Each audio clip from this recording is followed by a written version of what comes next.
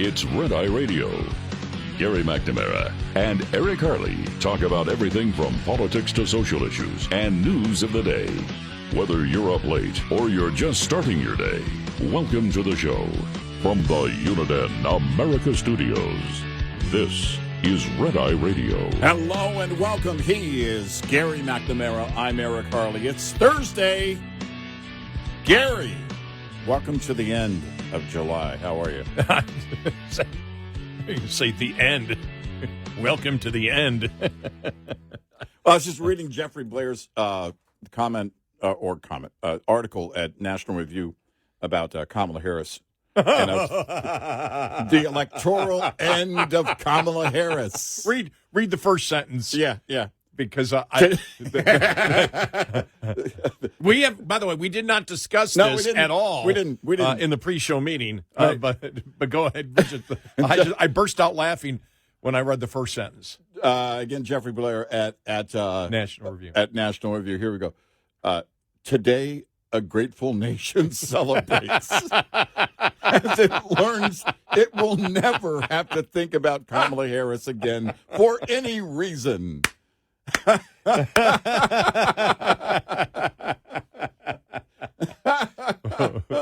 You know what's funny is the first time when I read that sentence, I didn't laugh. I thought to myself, oh, wait a minute. Did she announce she was done in politics altogether? But, you know, this was he touches on people going back and forth with this means she's clearing the way for 2028 and everything else. And well, she said I in those comments, I believe, that I don't see politics in my future. Yeah. And so it's and others were reading into that yesterday during the day going, oh, that definitely means she's running. Yeah. Which is the point. It's like, oh, no. I'm sorry. I believed her. Exactly. Right. She's also going to build a wall. She's going to build a wall. I'm sorry. I need a cup of coffee. She's going to build a wall without becoming president. If you think about that, all right. So, but if that premise, if the idea, if it is true that she's done. By the way, maybe they've seen the internals. Maybe they've seen, I don't know, maybe they've seen something. Maybe she realizes, you know what, it's not worth it. I just don't want to do this anymore. There's no way to win with this party. There's no way to win with her as a candidate. Or that she's actually smart enough to realize that running for president is really out of her league. Well, or that, yes, that and or that you're a former vice president. You just do the speech. I don't know who hires you for speeches. I really would like to see some of those speeches. But you do speeches or you write a book or whatever, and then you just kind of ride off into the sunset, and then that's that. You show up. You do what Hillary does. You just kind of show up here and there and annoy people.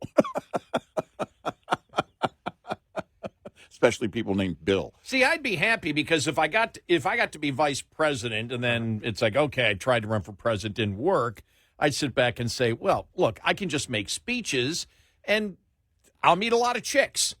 Yeah. I really don't have to work. And I'm sorry.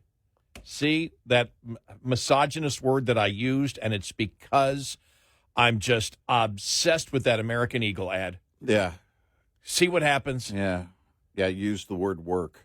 Yeah. You misogynist. Chicks hate that. Okay, real quickly. Yeah. All right, just a tease of what's coming up on the show today. All right. Since we mentioned the whole American Eagle thing. Mm-hmm. And again, I could care less about the ad. I know, yeah. But the reason that it's important to talk about is it shows that the left is not going anywhere. If you believe that the wokeness is gone, I've seen that a couple times, well, the wokeness will never come back. I disagree with that. I think they're going to come back with full force. Oh, I think that's if they get power, you'll see it. We talked about Mandami and how popular he is in New York right now. The polls show he would just destroy any of the other Democrat candidates.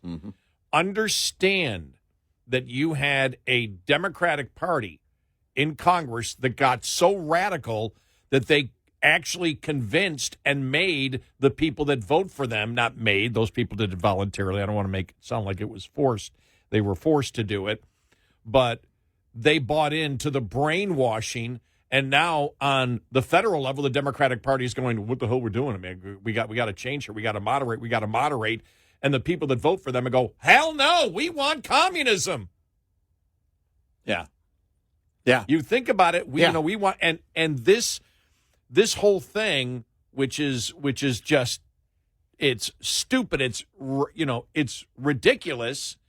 If you want to make the moral case that you should not sell women's jeans by showing cleavage, we can have that discussion.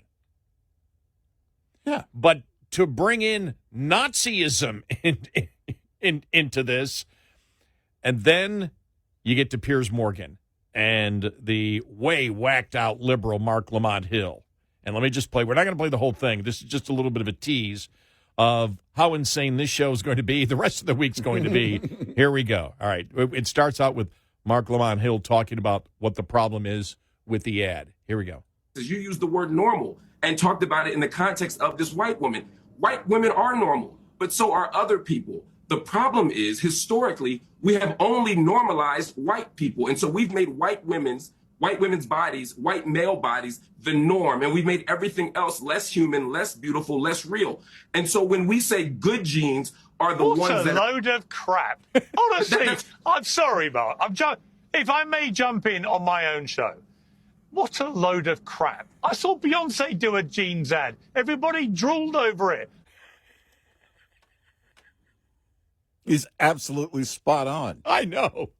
It's just like, what the hell are you talking about? They are delusional. They're not going to understand. If anybody thinks there may have been battles that have been won, if anybody thinks the war is over, you are sadly mistaken. Exactly, because while they are delusional, one thing they are not is alone. There are others that think the exact same way, the rank and file. They say something like that, and they post something like that, and then they have millions of people in our society that will repeat that over and over again. And we brought you another example yesterday of the polling that has been done, where just about half, within the margin of error, half of Democrats want criminals, illegal immigrant criminals, to be on the street. Half of Democrats in that Harvard-Harris poll. It's not wasn't Rasmussen, was not a Republican poll, was not a conservative poll. It was a Democrat liberal poll. And in the margin of error, half of Democrats want criminal illegal immigrants on the streets of their cities. And we're saying criminal illegal immigrants because the criminal is outside of the illegal immigrant status. The criminal part is they've committed other crimes, and half of Democrats want them on the street. Understand, this is how insane they are. And so, again, the American Eagle, who cares? Right. Beer used to sell that if you drink this beer, women in bikinis at the pool are all over you. Look, the only time that in my, it goes back a few years, is when they did a legitimate beer commercial was taste good or less filling. Yeah, exactly. Or Troy Aikman's beer after the whole Bud Light thing. Oh, yeah. I heard that was a good beer. I never tried it, but it's fantastic. Is it? Yeah. Yeah, I'm saying that. Understand. Well, if you drink it, you can throw a football just like Troy Aikman. That's what I heard. Well, you know something. Did you remember? Never forget the Super Bowl ad, and I think it was for Cialis. And this guy, you know, he was out there throwing I don't know if you remember the ad. It was really an ad. He was throwing there was a tire on a rope, and he had a football, and he could not get that football through that tire. Yeah. But as soon as he took Cialis, Yeah. he was completing. I mean, that football went right through the center of that tire hole. Right. Every single time. And I went, wow. I thought this was for, you know, sexual dysfunction. Right. Apparently, it improves your accuracy in throwing a football. Well, it makes you practice because there's stiff competition out there, and you got to make sure you're. Absolutely. Yes, up to absolutely. Look, you know, there's guitar centers all over the country. Guys walking in going, okay, this is going to do the trick. If I just learn to play guitar, I'll be swarmed. That's right. Next thing you know, you learn a bunch of Rush songs and a bunch of other guys are standing around you. Oh, dang it. You understand if you're I was going to say, you understand you have to choose. If you go into heavy metal, not as many women. Yeah, it's not. There's not a lot. Yeah, you may want to look maybe Hall & Oates kind of things, or England Dan and John Ford Coley, something like that. You know, it's like I'd say Texas may be the exception. I was just thinking to myself, why did so many girls show up at our shows? And it's like, oh yeah, it's Texas. or Luther Vandross, you know, something like, you know. Like that. Michael Jackson. Learn to sing like, well, maybe not Michael Jackson, but I'm not sure about that. So when I just mentioned the heavy metal thing, there I am at YouTube yesterday. Yeah. And I look and it says Ozzy's funeral procession. Yeah. Live streaming. It went on for a long time. And so it's in Birmingham, England. Yeah. The Queen didn't have a funeral like that.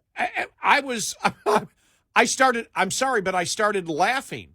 Yeah. Because it was, first I go, is that like a Louisiana band? Yeah. Like, am I at Mardi Gras? And is this, you know, a Louisiana funeral band playing Ozzy tunes? And is it part of the procession, or is that in the crowd that's going crazy, going Ozzy, Ozzy?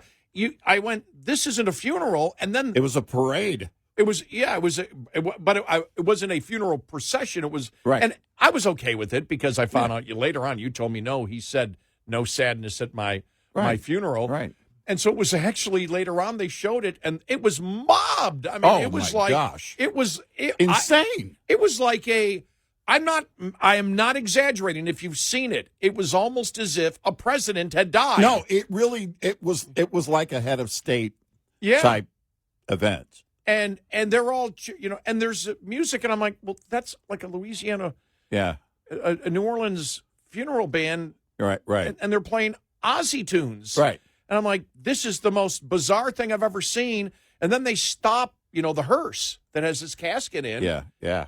And there's all these flowers. And so the family comes out, and you can see, you know, they're all sad. Naturally, they're all sad and crying, whatever. Yeah. Meanwhile, the band's playing in the background. The crowd's going, Ozzy, Ozzy, Ozzy, Ozzy. Right. It was the most bizarre but cool thing I've ever seen in my life. Well, I'm thinking if there's going to be a celebration, and the Osbournes paid for all of that. They told local officials, we'll pay for everything. We don't want it, we don't want the people to have to foot this bill. We'll pay for everything. And they did. And it's like, I thought to myself, you know, there was a guy that, he really did seem like humble till the end, literally till the end. And on his way out, you know, humble, knowing that his fans were everything. And without his fans, you don't get to that level. I don't know that anybody ever gets to that level in that genre ever again. I mean, it's kind of the Elvis of heavy metal, you know? I mean, that basically was Ozzy. And I don't know that I expected that. I mean, I know it's his hometown and everything, and I've been following the guy as a guitar player since the beginning. Well, what I was thinking of, I mean, it was so celebratory and so happy, except again when the family came out and they were, they were crying when they looked at all the flowers. I think they were very grateful. They were not objecting to it at all. But I went, this is too celebratory. It's the Prince of Darkness. Yeah, and it was. I'm like, exactly. This is the Prince of Light. I mean, it was like it was so incredibly celebratory. And so then, of course, because I happened to click on that, and I'm looking for political stuff. This is all part of the show prep. And so what I do is I just let it, then I went to the next thing, and then I just let it run, and then it goes into like automatic shuffle. Right. The YouTube. Mm-hmm. And I have no commercials, so I can stand it. I pay not to have commercials on YouTube. Next thing I know, I'm like, what's this? It's just, it was a phone camera. And I look, I'm like, oh. And it's Alice Cooper from a couple days ago playing Paranoid with the band. Oh, yeah, yeah. And it was really cool. I mean, their band, his original band. This was... Was that the new one? This is this is a regular band. Because he's gotten together with the original guys to do some things. But when you and I, what was it? What's the documentary Hired Gun? Yeah. And in it they said Alice Cooper hires the best people out there. Yeah. And he also teaches Bible study. Did you know that? Oh yeah, yes. It's like let's go play Paranoid. Right. All right, time for Bible study after that. Yeah, right. Yeah. Well, the interviews with him and his wife, I've watched a couple of them. I mean, hour long, and you're just like, wow. Yeah. And someone said they were like, why do you do this and play, that music and you're still a Christian? And he said, well, that's my path. Why not? Well, and he talked about it one time about at the end of basically the storyline on the stage, the redemption behind behind Alice at the very end, and he says that's a big part of it and a big part of my beliefs. So great show ahead. 866-90 Red Eye. This report is brought to you by Shell Rotella. With advanced synthetic technology, is designed to help keep your rig running with more mileage and less maintenance. Keep your engine humming in the heat this summer by keeping up with preventive maintenance. Think your PM is complete after your oil is changed? Think again. There's grease, transmission fluids, and gear oil to consider too. Transmission fluid, for example, prevents wear of gears, bearings, and bushings, protects against corrosion, and acts as a heat transfer fluid. You may not think about this every time you get behind the wheel, but as soon as it's not doing its job, you'll notice. Misapplication of transmission fluid can mean reduced fuel economy and abrupt or hard shifts if the static friction is too high. It can also cause sluggish operation at low temperatures if the viscosity is too high and leaking through seals if viscosity is too low. Lines open for your calls. 866-90 Red Eye on Red Eye Radio.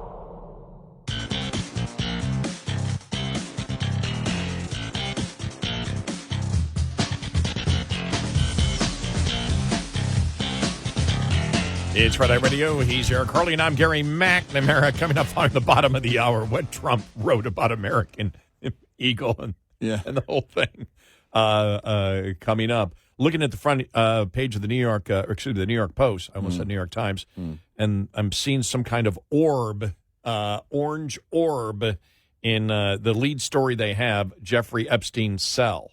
And it was interesting because you had said it yesterday when Trump came out a couple of weeks ago. Stop talking about Epstein. And then comes out and says that Epstein poached young women from Mar-a-Lago. Yeah. And the media's all over, and it's like... Well, that created a whole new line of stories. I know, because CNN, that raises questions about what Trump knew. Exactly. It's like, you told everybody to shut up. Right. Shut up. Stop talking.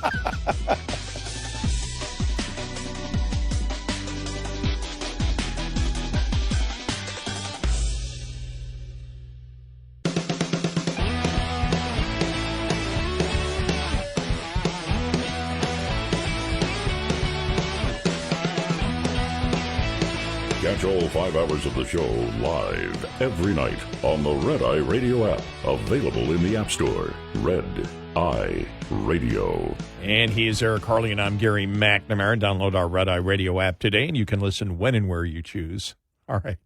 Trump yesterday on Truth Social about the so-called, quote, controversy, end of quote, of the American Eagle ad. Yeah. So great. Many Democrats and Democrat supporters have been criticizing the American Eagle Company, which has one of the great patriotic names for a company, for its latest ad campaign to sell blue jeans starring the beautiful and talented Sydney Sweeny. These online crybabies are calling the company and Sydney fascist, totally ridiculous. Selling blue jeans is about as American as you can get, if we're being totally honest. Maybe if these fat, ugly losers spent more time working on themselves, they wouldn't be so angry about everything. MAGA! Right. Fat, ugly losers. Oh, my gosh. And so then I went to the Babylon Bee. Can you spot all the Nazi dog whistles in this Sydney Sweeny ad? Oh, my gosh. He goes... We now know American Eagle's new ad with Sydney Sweeny is fascist propaganda, but you won't believe how many Nazi dog whistles there are. How many can you spot in just this one picture? The way that she's standing in front of the chair perfectly mirrors the shape of the Nazi eagle, and they superimpose the Nazi eagle in front of her. It actually doesn't at all. It's just the eagle in front of her. He goes, if she moves to the side, you'll realize... because she's standing right, there's American Eagle right over her, and then she's standing there. She moves to the side. If she moves over to the side, you'll realize she's hiding a swastika on the wall. And when she moves over to the side, there's this huge swastika. Her initials, and this actually came out, her initials are literally SS. Her clothes have buttons. Do you know who else's uniforms had buttons? You guessed it, Nazis. If you rearrange the letters in American and then take out M-E-R-C, one of the A's, and add a Z, it spells Nazi. That's my favorite one. Oh, my gosh. And then the best one is, if you zoom in very close to her face, you will notice something horrifying. So they show a still picture of her. And then they write, closer, and they zoom in more, and then they finally closer, and all of a sudden, oh no, and you can see somebody has penned in a Hitler mustache under her nose. This may be the most Nazi image in the history of Nazi images. Let us know if we missed anything. And the thing is, that isn't, it's parody, but it's not too far from the truth as to what the left is trying to do with with that ad. Because they really have to get creative, go way out of their way to make it something that it clearly is not. And, we talk about this lack of self-awareness. They don't see how they're behaving. And the steps you have to go through to make absurd points about this blue jeans ad being fascist. You're wanting people to come along on your delusional trip. There are people that will come along with you regardless of how long that trip is. But most Americans look at that and say, what is wrong with you? What's going on with you? How in the world did you get from that to that? It's something that they have to do over and over again. By the way, why this? Was she seen in public wearing a MAGA hat or something before the ad came out? I mean, why that? Why that in that moment. It's just a blue jeans ad that nobody cares. I'll tell you why. It's what you and I talked about a long time ago during the Obama administration, where the only thing that they talked about on a constant basis was race and climate change. Mm-hmm. That was it. And you and I said they don't discuss the issues. It's almost as if, and when, they would constantly talk about it. And when you looked at what the American public was concerned about, and you and I made notices in every list, race and climate change was at the bottom. And we actually made the point, maybe they believe they can't lose or gain if they talk about things that Americans don't care about. Now, but that was back then. Now, the American public has looked at identity politics. The American public has looked at climate change. And by the way, we look at identity politics as being racist. You judge people by groups and not individual. And then you take an individual ad like this, and you did, like, as we played earlier, Mark Lamont Hill getting pounded on by Piers Morgan, on his show, going, what the hell are you talking about? It's a way for them. I think they're angry that nobody's discussing race anymore. And they believe they've got to. I think all those apply. I think also it's what we have said for years. It's how they think. Yeah. They see everything is about race. Right. Everything is about race. Everything's about skin color and judging people by groups and not individuals. Well, which is why the Babylon Bee, take on it is funny. Because look at all the steps that they go through. They all the reasons it's racist, all the Nazi dog whistles, as they put it, because the Babylon Bee is showing you basically the thought process. It seems absurd, which is where the humor lies for critical thinkers, but not for those who think like that. They're obsessed with it. They can't put it down. And so, my question, which kind of a, open-ended question of, why someone would take something that is just, quite frankly, mundane. My bigger question, if I wanted to ask a serious question, is why do we need to advertise blue jeans? It's I forget what stand-up comic did the joke, but toilet paper. Why do we need to advertise toilet paper? You're going to find the right one for you, and then that's going to be it. But because I wasn't aware, quite honestly. I mean, I see ads all over the place, but it's like, okay, we're still doing that thing. It seems like a 80s, 90s approach, right? And what the hell do I know? I'm not in marketing or advertising. I have a friend who's got a global advertising business. Maybe I need to ask him. Actually, I might check to see if his agency was part of that campaign. But it is a very clear picture of where their mind is and how they think, how they always think. Years ago we asked, why are they? Well, it's because it's how we can't put our minds there because we don't think that way. And thank goodness the majority of people don't. But the people who do are going to scream about everything being racist. You're a bigot. Now, they're also the same side that says women need to shut up about sports because men want to play women's sports. But this is who they are. This is, again, if you apply the same principle there, the bigotry in their hearts, they don't care about women.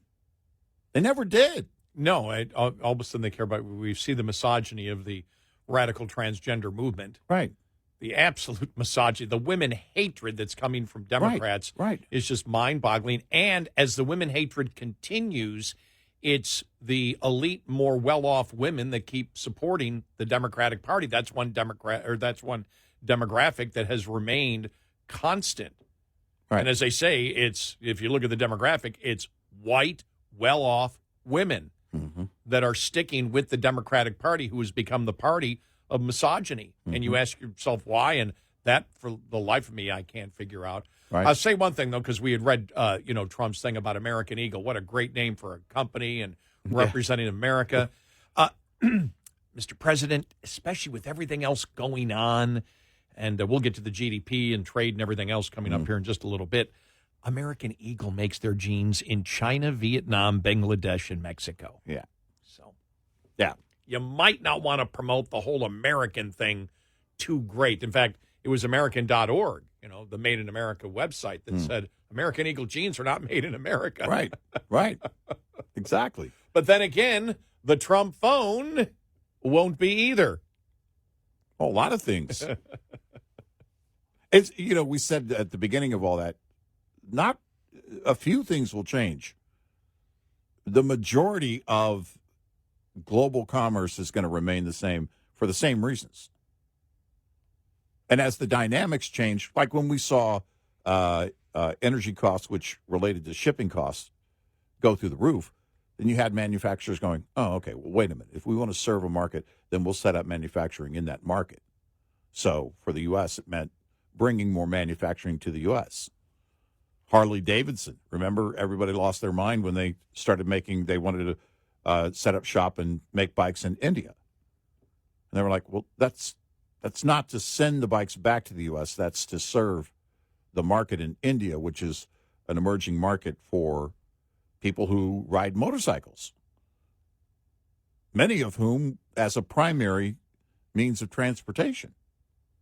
But everybody lost their mind. It wasn't good PR for sure.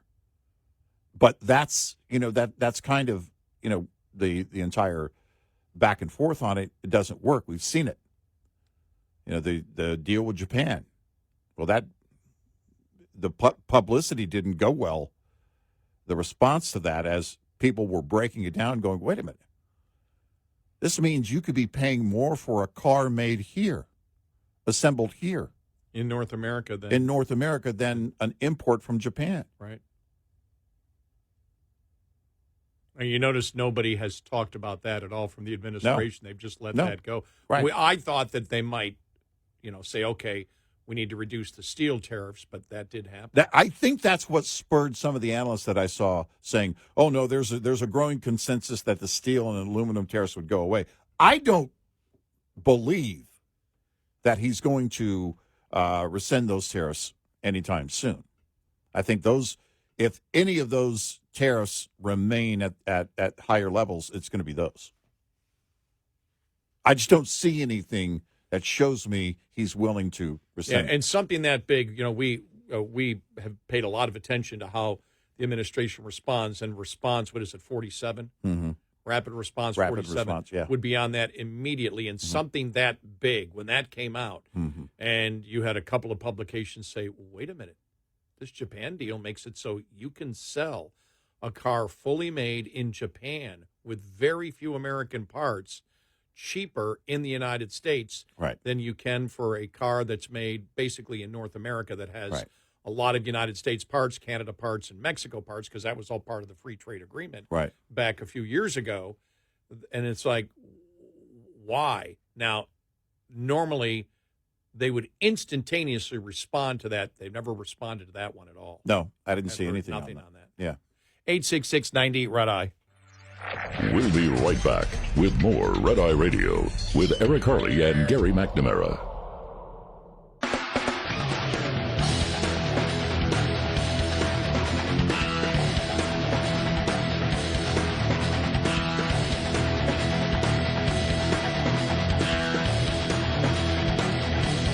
We are Red Eye Radio. He's Eric Harley, and I'm Gary McNamara. Some of the economic news that came out yesterday we'll get to following the top of the hour. What in the hell's going on now with Israel?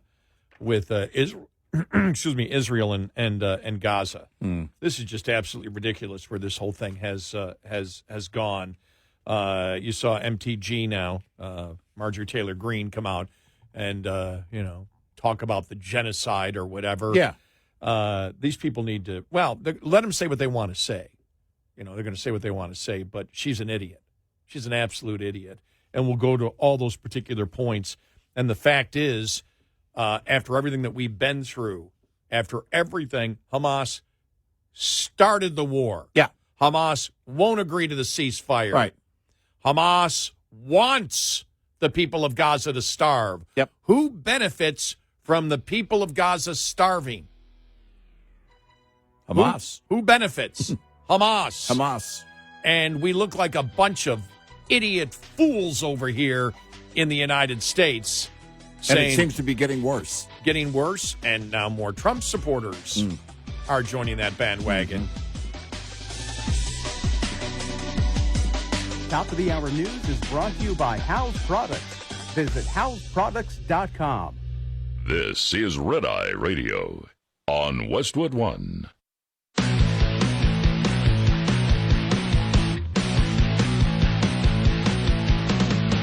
Now, it's Red Eye Radio. Gary McNamara and Eric Harley talk about everything from politics to social issues and news of the day. Whether you're up late or you're just starting your day, welcome to the show. From the Uniden America Studios, this is Red Eye Radio. All across America, we are Red Eye Radio. He is Eric Harley, and I'm Gary McNamara. Good morning. Thank you for being here. GDP numbers coming out yesterday, beating expectations. The economy in the second quarter grew 3%. In the first quarter, negative 5%, means the first 6 months, roughly 1.2% economic growth is what we have had. Before we get into this, just so you know, we never look at 1 month. And we've said this, since we've been doing radio. We don't look at 1 month as a be-all, end-all, and never have. Every administration, whether it's Democrat or Republican, when they have a great month, they will, or great quarter, they'll promote the daylights out of it. Or if they have a bad quarter, they'll cherry pick and, pick the best things out of it. We don't do that, whether it's month to month or 1 quarter of economic growth, because we know it goes up and it goes down. What we look at is some of the numbers in there that give you an indication of what might be going on. I saw the Wall Street Journal, they had the weirdest GDP report ever. I don't think it is. I think it mirrors what happens when you have tariffs. In fact, some of the things that we said would happen precisely happened. When you look at it, the imports crashed, 30.3% down. That helps economic growth in the United States, as we all know, when imports crash because of how they figure it out. But when you look at private domestic investment, and this is what we have always said, these are some of the things you have to be concerned about when, number one, you have tariffs, but number two, when you keep this thing going month after month after month, there's an indecision. Private business doesn't know what to do. They don't know where to go. You had private domestic investment fell 15.6% in the second quarter. That's naturally what we know would happen because nobody knows where anything's going, which is why the Trump administration, especially initially on, I saw Scott Jennings yesterday saying, and the critics said we'd be in a recession. Well, some of the, I won't speak for any of the critics. We only speak for ourselves. But a lot of that was based on when he was talking 100% tariffs. Mm-hmm. Yeah. As we know, the president backed off a lot on that based on the what happened with the Treasury bills. Mm-hmm. Mm-hmm. He had to back off on it. They didn't think that that type of reaction would happen when they had those tariffs. So they backed off on it. And you and I have said since then, we said, okay, they're trying to find what we call the Laffer curve. How much of a tariff can we put on without affecting the economy too much? Right. And they've settled somewhere between 10 and 15% is what they look at it. But as we have said, that is a tax on the American public. If it wasn't, and I saw people in the administration yesterday again saying, no, it's not. The exporters pay it, that foreign countries pay it. Well, if foreign countries, and we brought up what Peter Schiff said yesterday, which is a great point, well, then get rid of the income tax. Do what you initially said you were going to do.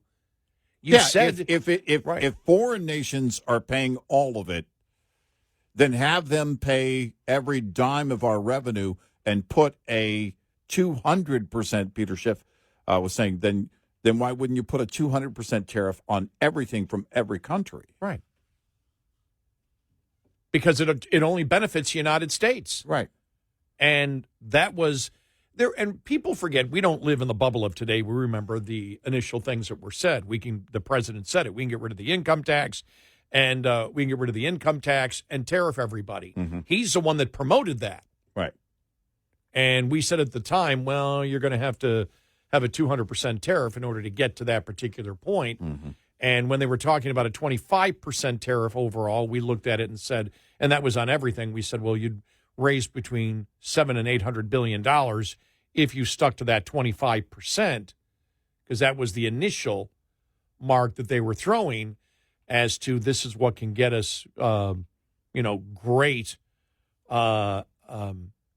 economic growth, and will pull on hopefully enough income to get rid of the income tax. They talked about that early on, getting rid of the income tax. Yeah. And we said, well, you raise $700 to $800 billion. That doesn't cover even the interest on the debt. So the numbers sound a lot, but based on what the actual budget is, no, you can't do it. Now they're talking about $300 billion a year.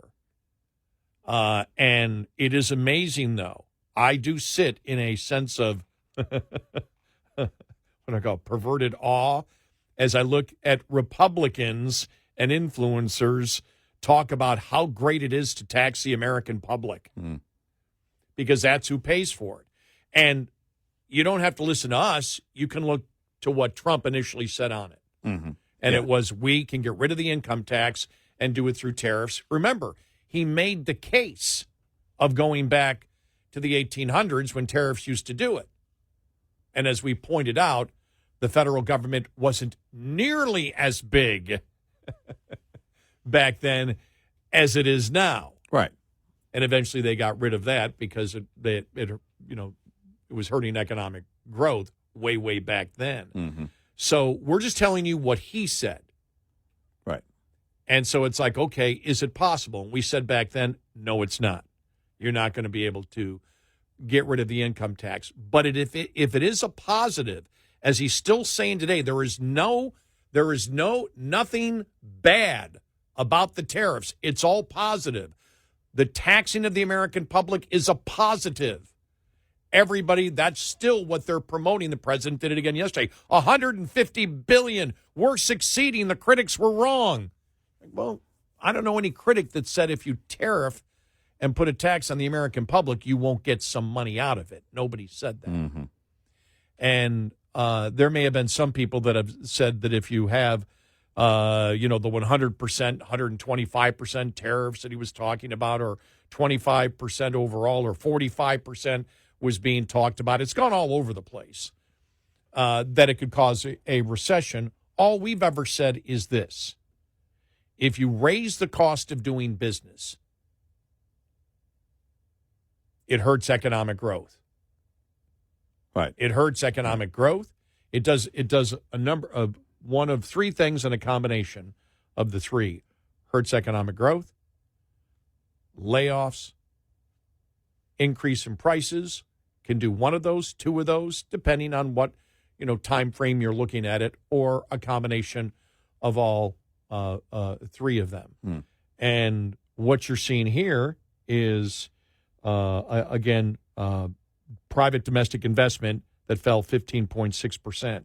Companies don't know where to go. They don't know what's going on, and indecision is something that you don't want in an economy.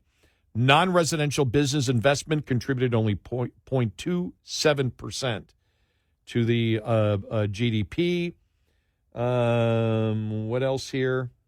Oh, final sales to private domestic purchasers, a key measure of demand, rose only 1.2%. That's the lowest since the fourth quarter of 2022. Now, the good news is the price index seemed to have moderated, which is good. The other real good thing is with Trump going after deregulation, especially on all the climate change crap and the carbon dioxide, that could help tremendously. That could help, boost the economy and take some of the, depending on what the eventual numbers are, because even all these trade deals there's no text, as far as I know, on any of them as of just a couple of days ago. Right. There's the ideas being thrown out. You and I looked at it and also said, when he talks about all this investment from foreign countries into the United States, well, number one, the European Union, when they said, we're going to have, billions of dollars of investment, and the European Union came out afterwards and said, well, that's not going to be in the deal. And we can't guarantee it. Well, everything is based on market demand. Yeah, everything is based on market demand, what the investment will be. But if the president wants a ton more investment from foreign companies, which he didn't want before, this is why we've said we don't know what the president's trying to do on the tariffs. We don't know what his goal is based on what he has said.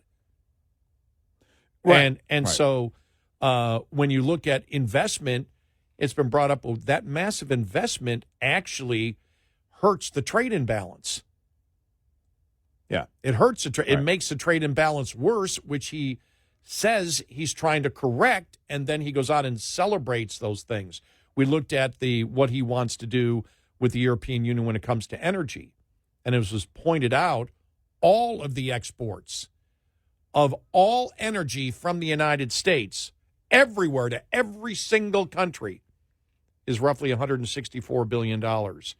Well, Europe buying $250 billion from the United States. The United States doesn't have the capacity to do that alone.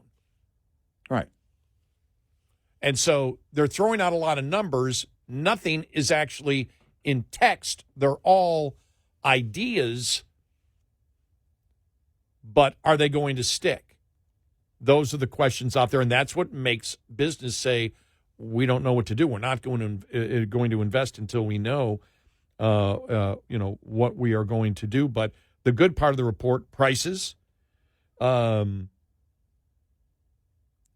was the other point that I wanted to bring up? The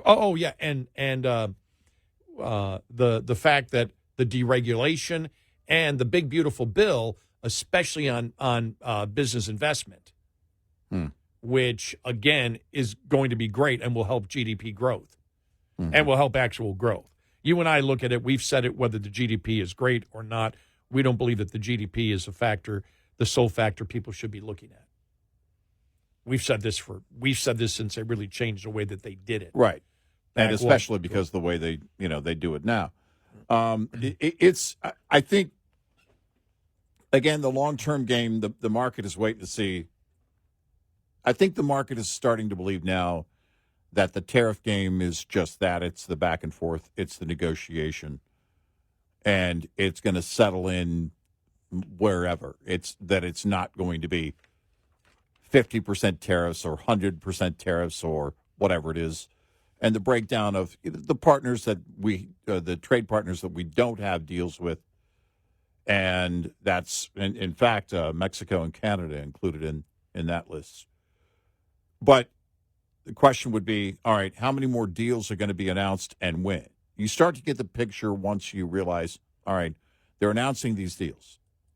The deals that have been announced in the past week, and that's likely going to continue. We might see more deals announced today. I don't know. I mean, we're getting to close to this big deadline of, where they set that deadline, or does the deadline change? Well, we're going to we're going to keep working on it, and the new deadline is whatever, September or October 1 or whatever. That's what the market doesn't know. But the market doesn't right now firmly believe that it's going to be a long-term big game at 30%, 50%, or anything like that, because of the actions based on where they started and the deals made since they started. The breakdown of, let's see, I had the list here. Just to give an example. These are, all right, agreements announced with, all right, the UK started at 25%, and, well, that he first put on, and then now at 10. Vietnam, 46%, and now at 20.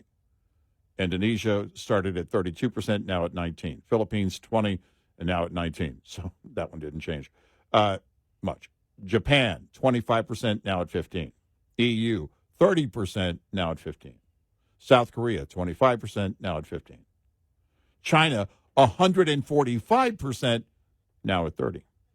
So those are the market's saying, all right, he's got a history of coming in lower than where they began. So he's not holding to that, and we'll see where it goes with China. And even the story with Brazil, though, the 50% tariffs, there's so many cutouts.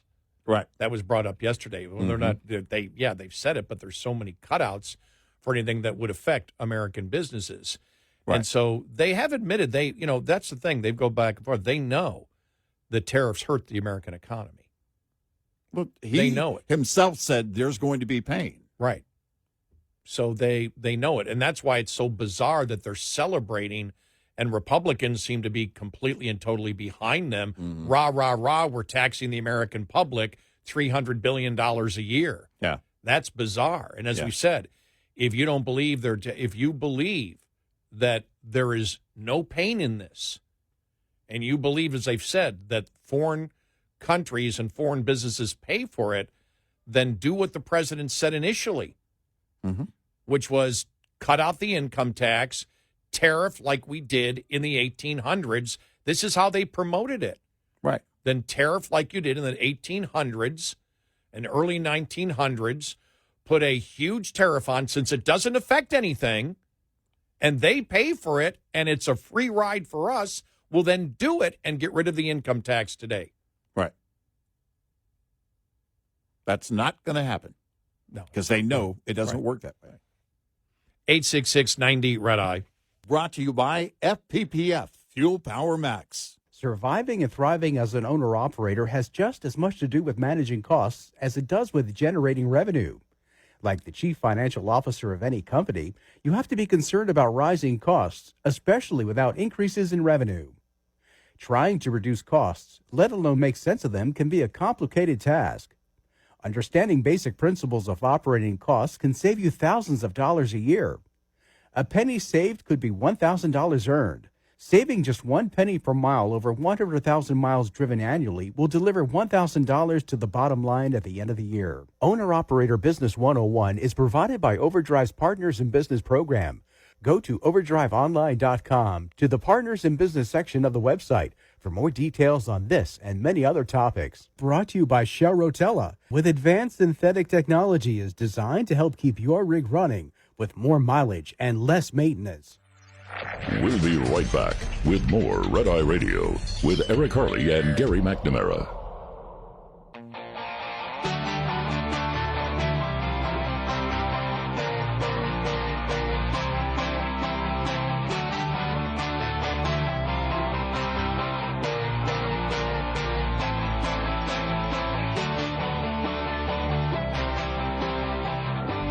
We are Red Eye Radio. He is Eric Harley, and I'm Gary McNamara. Welcome and good morning. Thanks so much for being here today.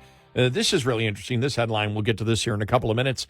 Kash Patel the FBI director found a trove of sensitive documents relating to the origins of the Trump-Russia probe buried in multiple burn bags. Yeah. Okay, what's a burn bag? I don't know. What's a burn bag? Nobody's explaining to me what a burn bag is. I'm reading one article. I'm like, you say burn bag. What is a burn bag? Because what I get is they put the documents in a bag that they were going to burn, right?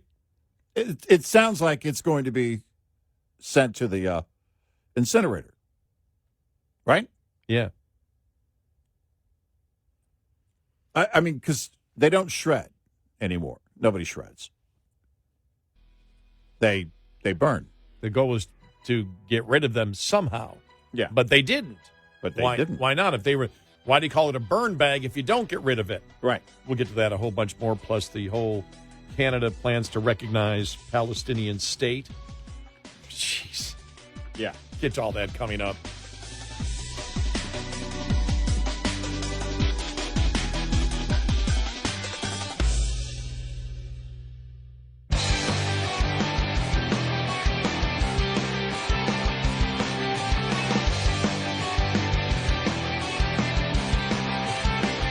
You're listening to Red Eye Radio from the Uniden America Studios.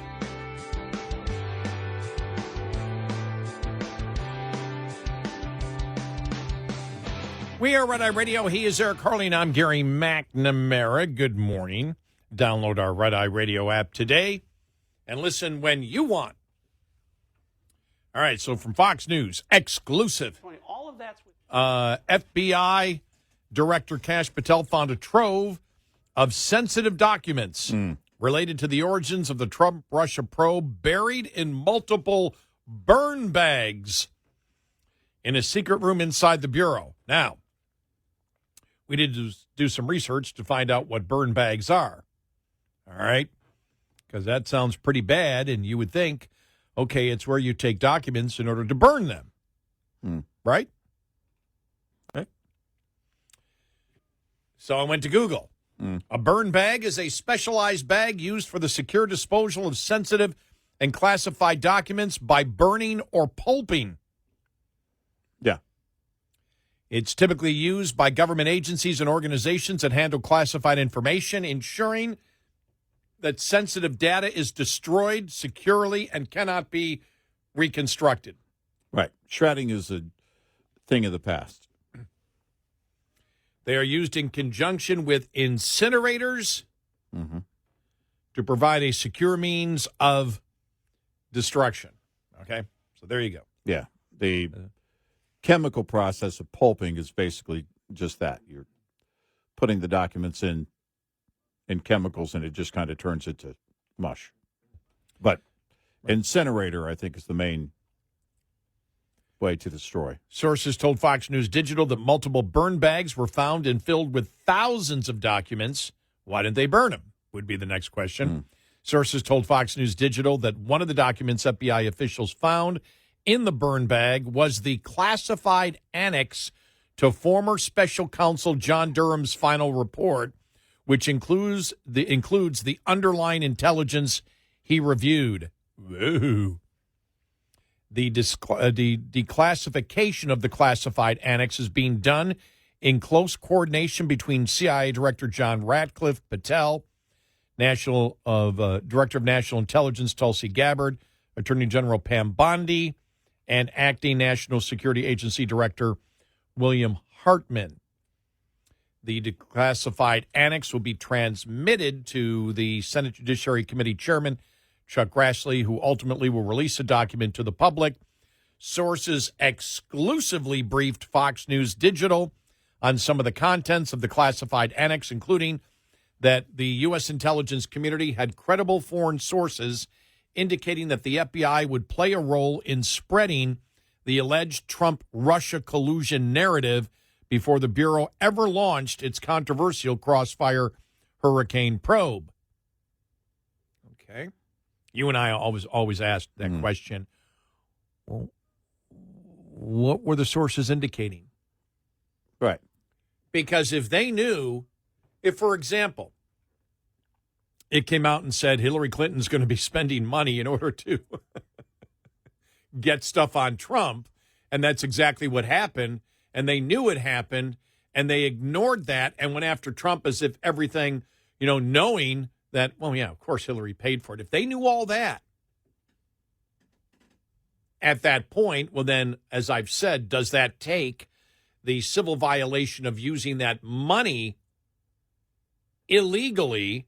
Now, it would be civil, but you use that money illegally, you were fined by the Federal Elections Commission, but that then led to the dossier, which then the FBI used to get a secret warrant that Kleinsmith lied. He had a lie in order to, about Carter Page, in order to move it forward to spy on the Trump administration. And again, that was a criminal violation by him.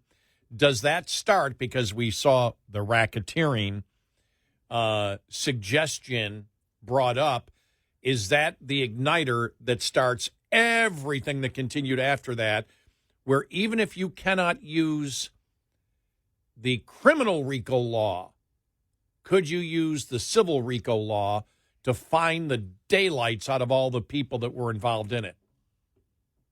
That would be the question that I would have. I think with all of this new documentation, I think you certainly have a greater chance than he had before, which, when he filed that lawsuit before and it was dismissed, we were like, all right, he didn't quite get there, but he didn't have near what he has now. Or do you have enough for an indictment criminally? Because one of the things that I brought up as soon as you and I said, okay, what are these burn bags and everything? Oh, okay. So the goal is to burn it. Is that the evidence? If there's other intelligence missing? Because by doing that, by putting that in a burn bag and having it deposited in a room that possibly would initiate the burning of the bag, did they destroy evidence? Now, it is top secret, so Freedom of Information Act might not be involved in that. But if the goal was to hide it, would that be destroying government property? Always looking just for what kind of crime they may be looking for. That's the point. I could be completely and totally off base. I admit it. But as you're looking, okay, where are you going to go as an investigator? You're looking for the crime. Yeah, and you'd have to build out the intent there to distinguish it from, again, the process of just destroying top secret material versus destroying evidence that could get you in trouble. Right. So you got to build out the intent. And no, that's a good point. That would have to be, I don't know, there could be an email. There could be, or a series of emails or messages. Make sure those get into the burn bag or something like that. A source familiar with the contents of the classified annex told Fox News Digital that while it may not have been exactly clear in the moment what the intelligence collection meant, with the benefit of hindsight, it predicted the FBI's next move with alarming specificity. Ultimately, the release of the classified annex will lend more credibility to the assertion that there was a coordinated, this is a quote from the sources, that there was a coordinated plan inside the U.S. government to help the Clinton campaign stir up controversy connecting Trump to Russia. The source, who was granted anonymity to discuss sensitive intelligence matters that may not have been yet made public, told Fox News Digital. Mere days after this intelligence was collected, the FBI launched Crossfire Hurricane. It's really hard to see how Brennan, Clapper, and Comey are going to be able to explain this away. All right, I need popcorn. Sources told Fox News Digital that Patel and his team discovered a previously undisclosed, sensitive, compartmented information facility, a skiff room, in the FBI headquarters. Fox News, which apparently where the bags were. Yeah. The burn bags. Right. Fox News Digital reached out to previous FBI Director Christopher Wray and James Comey for comment and have not yet received any responses. Yeah. Patel, in a June interview with Joe Rogan, revealed he had found a room full of documents and computer hard drives that no one had ever seen or heard of. Is that the documents or the room? Just think about this, Patel told Rogan. Me, as FBI director, me as director of the FBI, the former Russiagate guy, when I first got to the Bureau, found a room that Comey and others hid from the world in the Hoover building, full of documents and computer hard drives that no one had ever seen or heard of, locked the key and hid access, and just said, no one's ever going to find this place.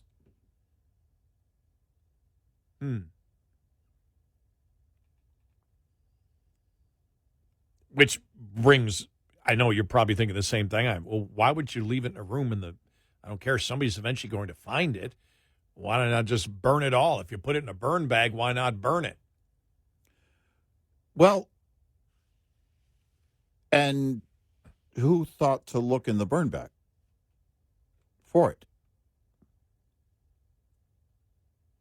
Well, you found the room and nobody knew the room existed, and you realize... I guess you're just going to go through, whatever's there. Right, yeah. Did they forget the burn bags were there? And didn't take them down to the incinerator? I don't know. Who put the burn bags in there? Who put the documents in the burn bag and put them in the burn bag room?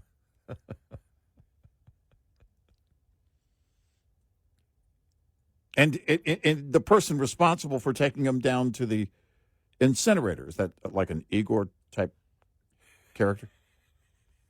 I'll get it, sir. Never mind the hump on my back. No, it's like, what's his name? In, it was Red with Bruce Willis. Remember they had that room? I can't think of the actor that was in the famous actor that was in the room. Yeah. Yeah, it would have to be a special. I mean, I want to see the incinerator room. Is that like the Keebler elves working down there? What's going on there? What kind of fudge stripes are being created in that room? I want to see those cookies. What did they? I'm trying to see what. Ernest Borgnine. Was the CIA records keeper. Yeah. Remember that? Yeah. Yes. Yeah. Ernest Borgnine, remember? Yeah. It was like a room like that. But somebody's in that kind of top secret stuff. You don't have a document of who moved what, where, when? Right. Don't you want until the very end, when it's ashes, don't you want documentation? Because remember. Or the whole point, and we're talking about a very clandestine process here, is to not have it documented. Does it happen at that level? I think. And if it I wouldn't question it for a second. Isn't there a protocol? And if you do not abide by the protocol, could you be in violation of the law? Yeah, I think the protocol is probably looser than we think in terms of documentation of all that for all the above reasons, and for nefarious reasons. Remember when Bruce Willis went into the room, he short-circuited something in order. He didn't have the key to get into the room. Right, yeah. And then this big door opens up like a huge safe, a huge vault, and there's Ernest Borgnine. Yeah. Mr. Moses. Yeah. It's probably just like that. But I do believe the process is probably looser than you would think, and I think it's on purpose. By the way, the only role I've ever absolutely loved Mary Louise Parker in. Yeah, that was great. Yeah. She was Bruce great in Willis that. had great. Perfect. Just great chemistry. Perfect. They were great together. Perfect. But yeah, Ernest Borgnine, it's like, where did McHale end up? Right. From McHale's Navy. Yeah, I think it's probably a looser process than you would think, again, in order to create that leeway, that ability. Well, sometimes situations require that blah, blah, blah, blah, blah, blah, blah, blah, blah, blah, blah. Well, if you don't want messy, Yeah. you know why I said that? Because you were using I don't like messy voice. I don't like messy. Well, I don't like the thing messy. is, burn everything. I put it in the burn bags. Right. Hey, did you get those burn bags taken down? Yeah, sure I did. Why would an annex to an investigation of a special counsel be in a burn bag? Oh, well, that's a whole different question. 866-90-RED-EYE. Get in touch with Red Eye Radio, toll free at 866-90-RED-EYE.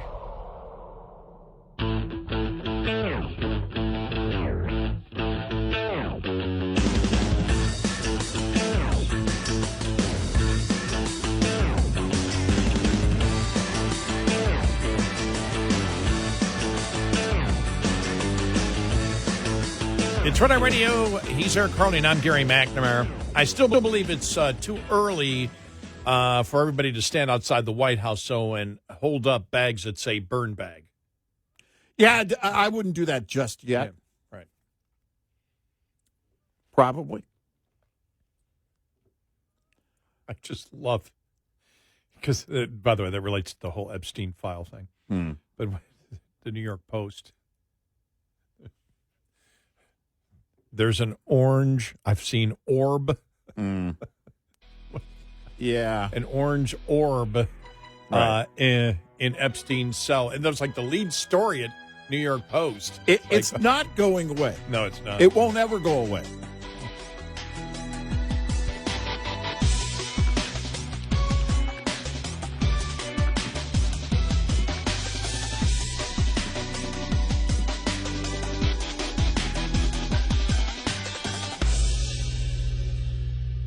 This is Red Eye Radio on Westwood One.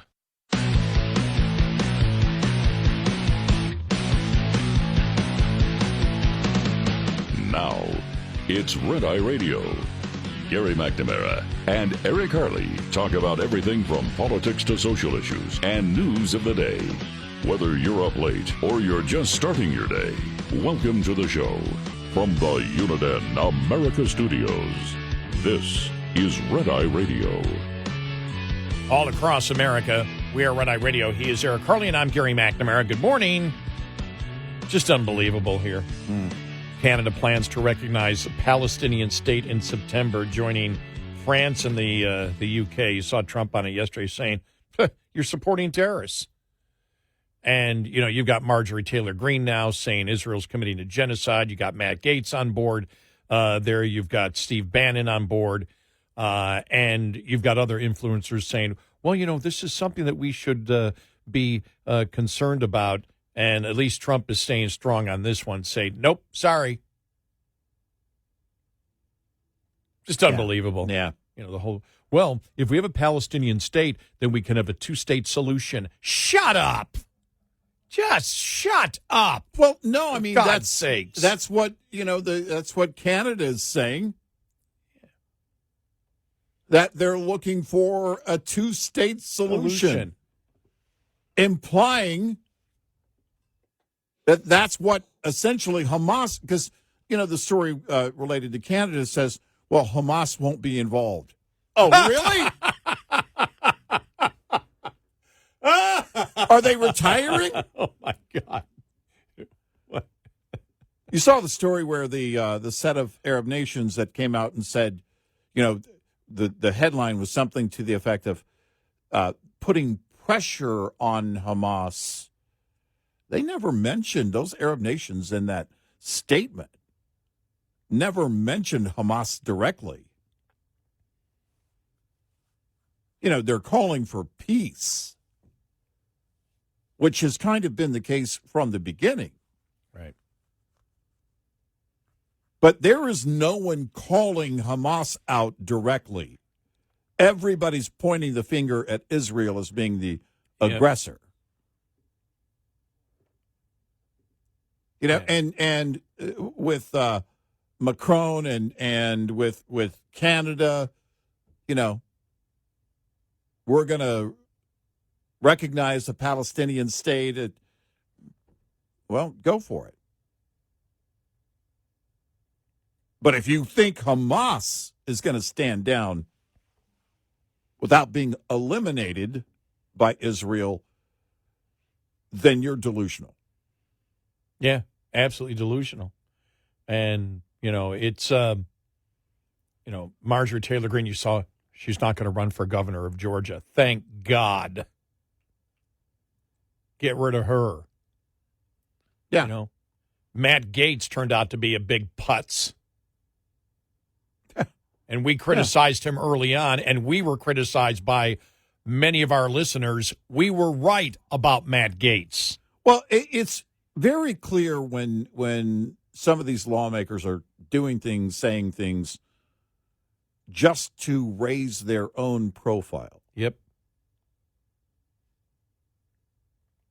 They're trying to build out a private sector social media influencer base long term. That's their game. Well, and again, they're trying to slime in their anti-Semitism and base it on Israeli atrocities. Yeah. There is no advantage for Israel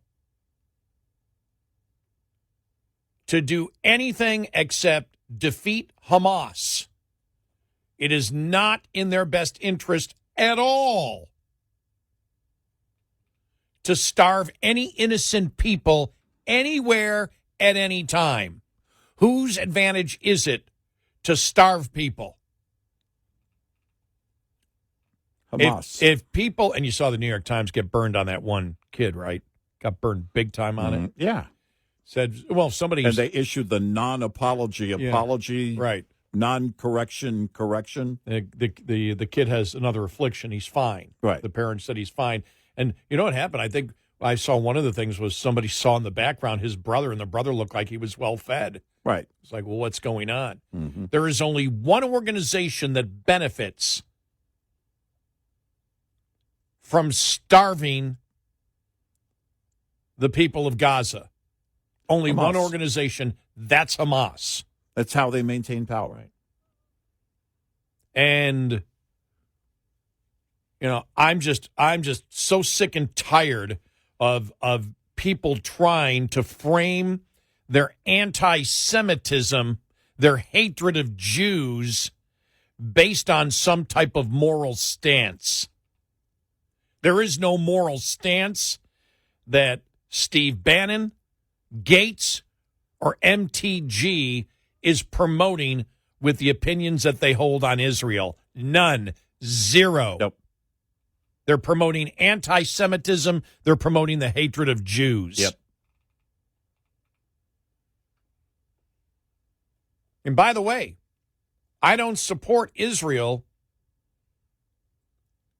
because of the Jewish religion. I support Israel because they're a modern Western democracy. I understand it. Parliamentarian democracy. Just so the nitpickers know. I don't. But they are a modern Western democracy. Hamas is not. And if you can't see the difference, you're a moron. Well, in this new line of thinking that basically implies Hamas is just going to go away. I know. Well, you know why? Because they're pro-terrorist. They know Hamas isn't going to go away.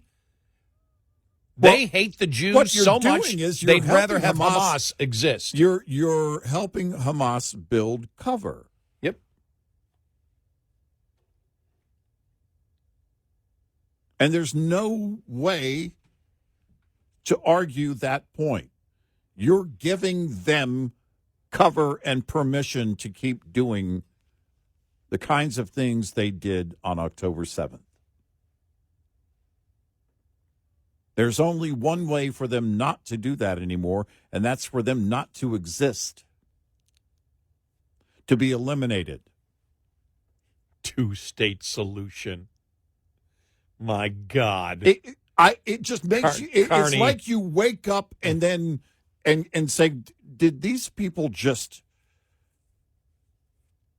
smoke the special crack where it just erases everything from the past up until that morning and then just start new with an insane argument?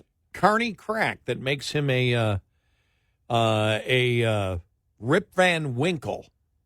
He doesn't remember anything from the last 30 years. Talking about Right. Carney in Canada. Mm-hmm. Two-state solution. Yeah. I mean, it's so bizarrely stupid if you know anything about the fact that the Palestinians don't want a two-state solution. No. All the polls show it. It is just bizarre. But you have to, in order to make that case, you have to ignore the biggest facts. You have to create a delusional setting where there is Palestinian leadership in Gaza separate from Hamas right now. Right, exactly, which doesn't exist. That does not exist at all. Hamas rules Gaza. And I don't, again, it's likely on the part of people, that are, foreign leaders that are talking about this, regardless of who they are. They're not just delusional, they're lying because they know the truth. And at every turn, you need anything you can to undermine Israel. Yeah. It's their hatred. And you're doing it under the guise of peace. It's their hatred of the Jewish people. Well, it's the New York Times piece. They got called out for a reason because they lied. Right. And that picture helped push the narrative.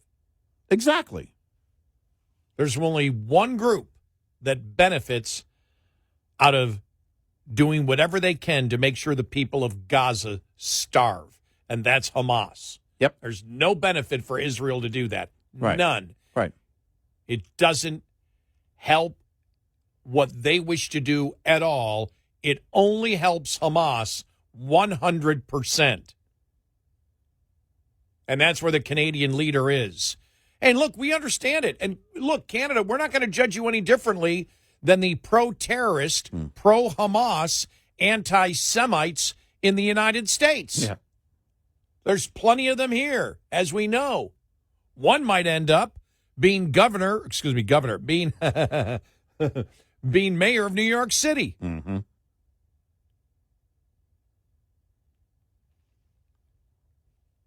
And now we're slowly, seeing who are the Republican influencers and even representatives who also are pro-Hamas and anti-Semitic. Right. Because you said it.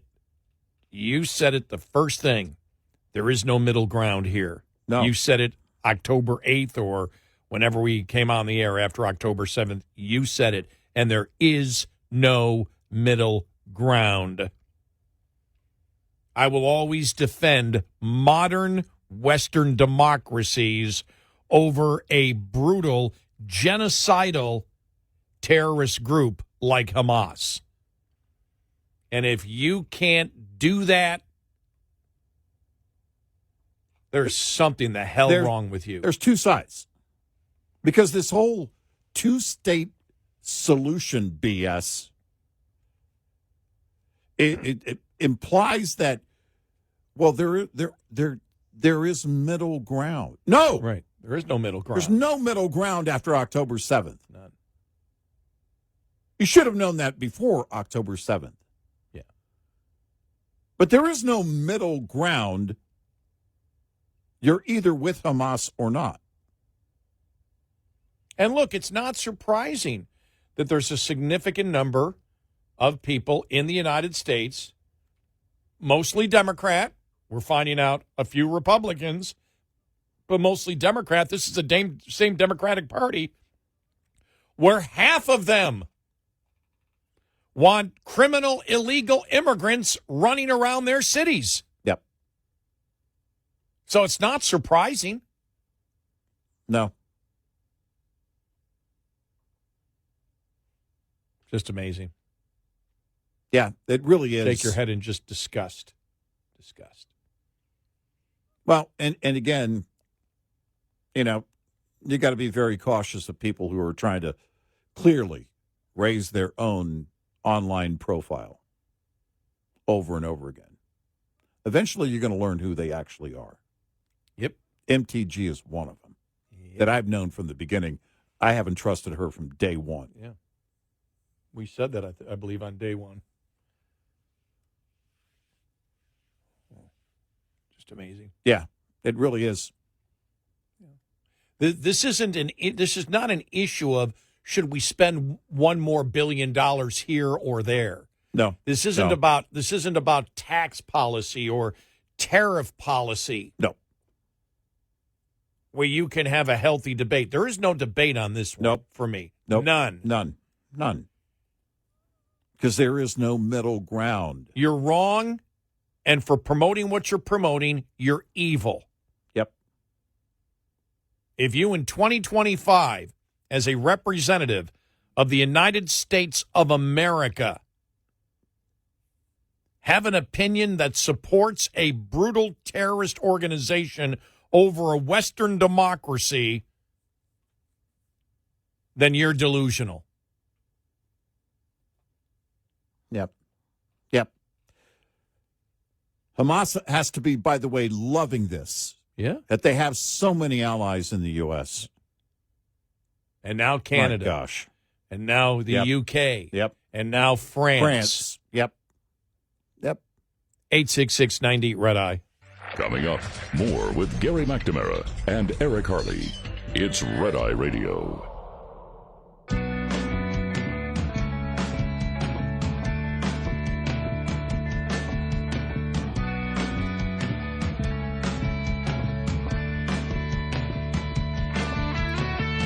We are Red Eye Radio. He's Eric Harley, and I'm Gary McNamara. Coming up on the bottom of the hour, former Vice President Kamala Harris will not run for California governor. She'll be appointed. And look at this here. This is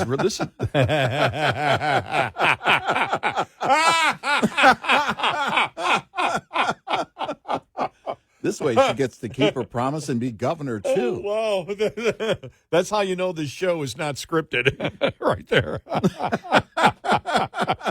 It took me just about a half a second where I went, oh, yeah.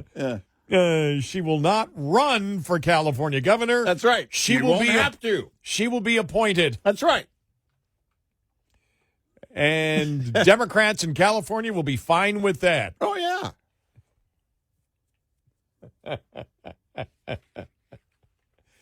Well, wait till you hear exactly what she said on this, because it's hilarious. And this headline really got to me. This was in Fox News. MSNBC Democrats mock Cory Booker's political theater stunt on the Senate floor, where he was screaming and ranting and raving and everything else. Even MSNBC mocked him. Like, wow. We don't know, Spartacus. Yeah. And more on the whole commie thing, in New York City. Yeah. Where the Democrats going to be going. I've said this for the longest time, really since the election last year. Wow. We're almost to August, Eric. When I say the election last year, I'm thinking like it's a month or two ago. It kind of feels that way. Wow. Feels like we just came out of the gate. But right after that, I think the biggest story is where are the Democrats going to go? And here it is. Wow. 9 months later. Yeah. And still nobody has any idea. Yeah. Except it looks like, obviously, the Democratic Party did such a great job of convincing their voters that, hey, socialism, Marxism's the way to go, that now they're saying, wait a minute, we need to moderate. And their voters are saying, no, we want to be commies. We're sick of being commie pinkos. We don't want to be a pinko. We don't want to be communist adjacent or communist sympathizers. We want to be full-fledged communists. Yes. The People's Republic of New York City. And maybe they were convinced that, well, in World War II, the communists hated the Nazis and the Republicans are Nazis, so we should be communists. No. You like that? Yeah. Right. You like how my mind can go in a delusional direction? Yes. At will, instantaneously? Right. We're learning. We're catching on.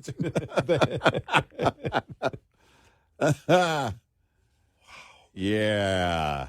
Yeah. This is, I told you during the break that the whole New York City mayoral race is going to be a great popcorn game. Oh, I know. It's just. Yeah. I'm going to have to get some of the flavored popcorn. Oh, and you subscribe to the Free Press, right? I do. You got to get me that article. I don't think I could print it because I don't subscribe. Okay. That talks about, is it whatever it is, Generation Z? That because the men in Generation Z are more conservative and the women are insane left, that nobody's having sex. Yeah. Yeah, it makes sense. Let's see if I can find that here. I think I saved it. I just couldn't print the whole thing. All right.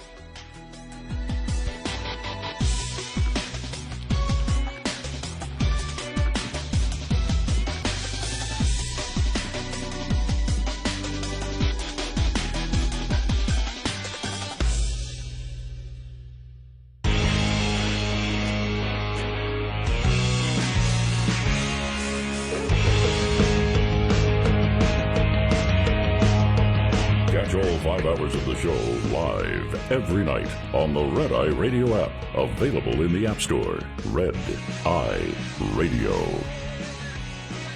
And he is Eric Harley, and I'm Gary McNamara. Yeah, so interesting because this article, Eric, came out in 2024, but the Free Press on Twitter had, with today's young men and women increasingly polarized over politics, Gen Z is facing a sexual apocalypse. I looked at it, and I saw that, and I said, print that article, because I couldn't get it. When I got to the article, it was printed last year, from 2024. But apparently they think it still is appropriate today or applies for today, but it's hilarious. The headline is, when it comes to sex, my generation is screwed. With today's young men and women increasingly polarized over politics, Gen Z is facing a sexual apocalypse. Dating right now is just like walking on eggshells. Honestly, Sam, a 25-year-old graduate student in D.C., tells us, he said he hides his pro-life, non-MAGA, traditional Republican leanings by default out of fear his dates, who are almost always on the left, might ghost him. You just have to assume that most girls are progressive and constantly try to make sure you don't say the wrong thing. On first dates, I'm usually just trying to gauge where they're coming from. Wow, not letting my views out. Sam isn't alone. Could you imagine going through life like that? I've just thought about that. I can imagine. I've never thought of 1 second for not promoting what I believe, ever. Well, because to what end? Are you going to imagine hiding who you are, and then eventually, because if it's big enough to hide, it would be big enough down the road to derail. Yes, right? Of course, right. So if you think it's, I can't tell this person. Like you're just going to convince them of something, and then all of a sudden, oh, by the way, I'm pro-life, or whatever it is, I'm a Republican. Now, here's the thing. But I might have a problem if you say you're a Republican. If you say you're a conservative, we're cool. But if you say you're a Republican, I'm gonna.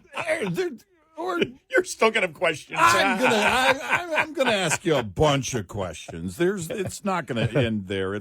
I'm assuming. Well, are you for a two-state solution? Well, probably is a deal breaker. Yeah. Well, here's the thing too, and in today's world, even like I'm a conservative. Could you define conservative for me?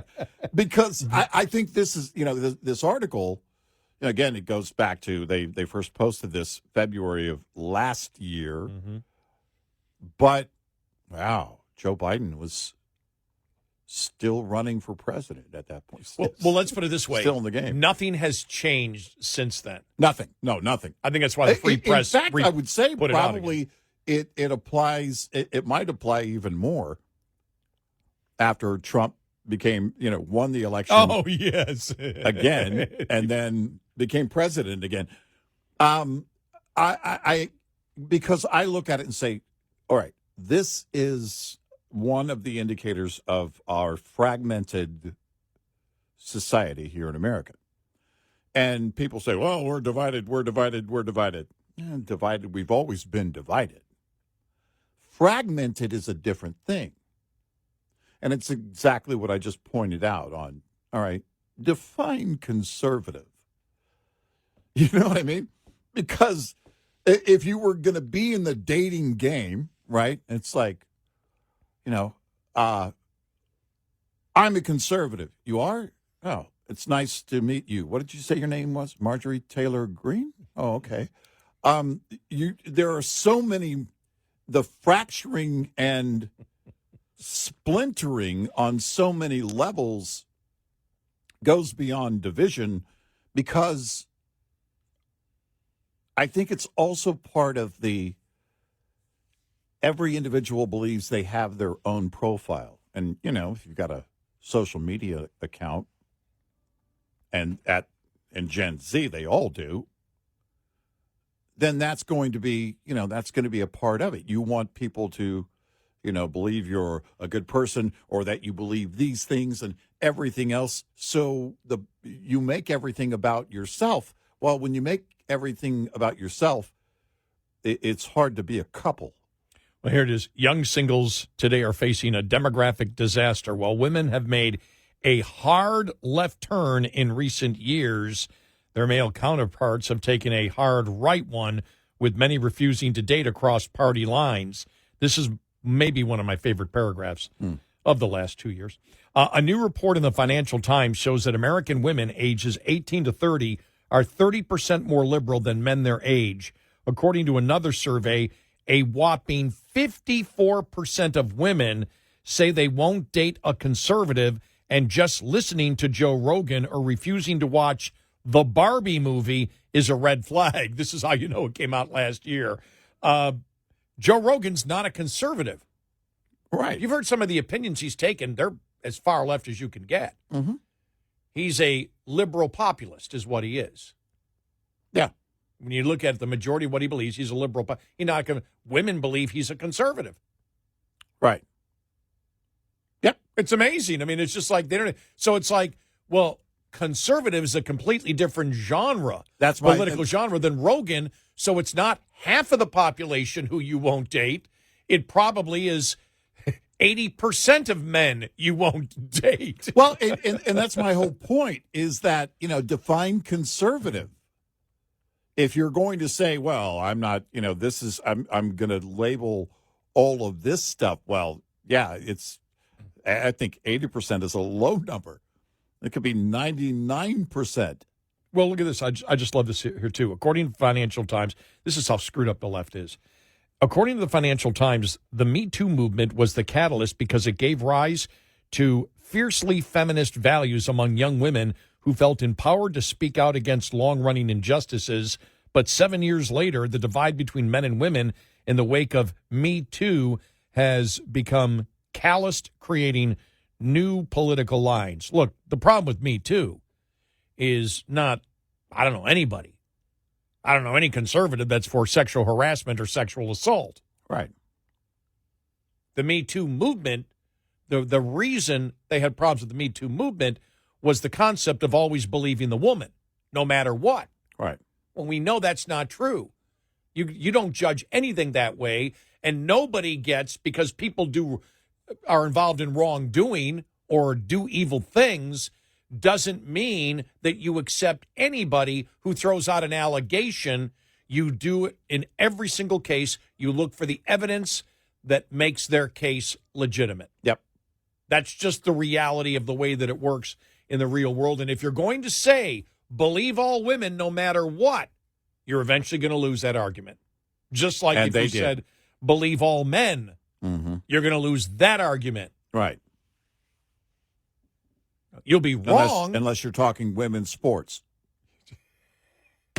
Well, isn't it funny, the whole Me Too thing now, and the same women now support the misogyny of the radical transgender movement? Right. I mean, it's just like, I mean, one nothing happened, makes sense. it happened after the hashtag Me Too thing. Yes. It's hashtag Me Too. Oh, let him play our sports. What the hell? Seriously. You understand our conundrum. I said conundrum, not canoodling. Well, I think my problem is I'm sober.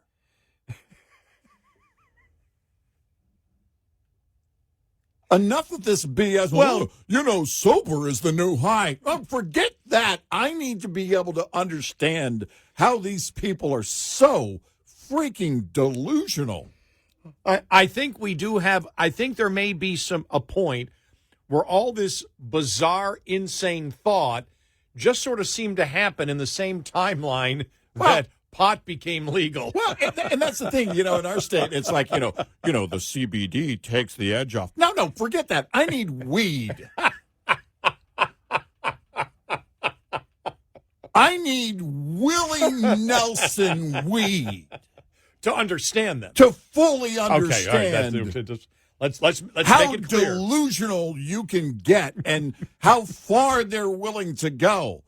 They say the whole mushroom thing, it's a shroom. It opens up the minds. Well, how many did you eat? My gosh. Oh my gosh. And in our day, I mean our young days, which was a half a century ago, it would have been, no, you just take a quarter of the four square, not the whole damn thing. Right. What are you doing? Somebody get him a blanket and some chocolate milk, quick. You're going to think you're at Woodstock. Oh. Yeah. Now, this is here. Let me see. This is the woman who wrote this, when she wrote it last year, is Ricky Schlott. And listen to this here. As a 23-year-old woman with openly libertarian views, hey, I'm sorry. Divine libertarian? I don't give a damn whether there's a 45-year difference. I want her. She definitely sounds like somebody you want to have a conversation with. I want her now. I like her American jeans. There you go. As a 23-year-old That's woman. mental cleavage right there. That's what that is.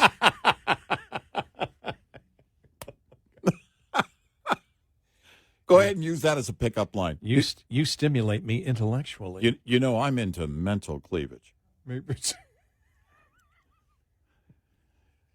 She's dialing 911. No, I want to hear your libertarian views. Yeah. I'm sorry, ma'am. Is that a taser? I may not be able to get through this the sentence here. I mean, there's just so much material here. Is there not? Why does everything smell like chloroform? As As a 20 What the nap? As a 23-year-old woman with openly libertarian views, I've seen the problem firsthand on the New York City dating scene, but from the flip side, I've been told I'm a breath of fresh air by men who feel they can finally let their political hair down on a date. At last, a living, breathing woman who won't be offended.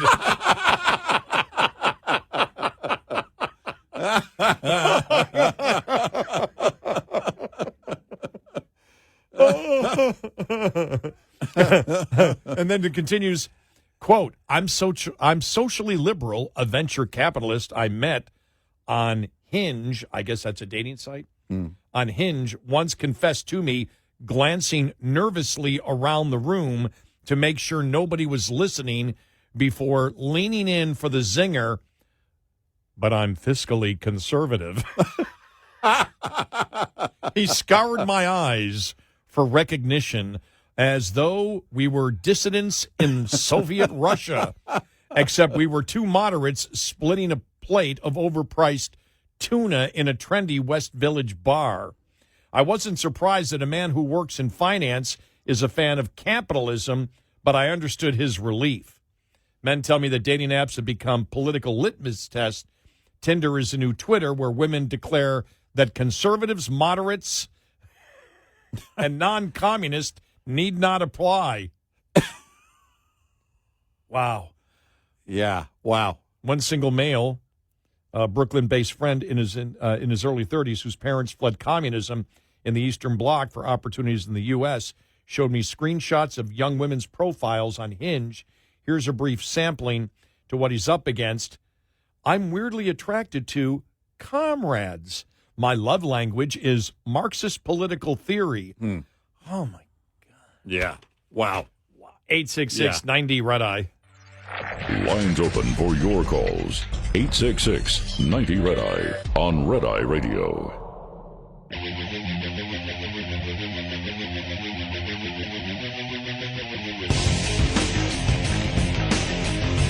We are Red Eye Radio. He's Eric Carney, and I'm Gary McNamara.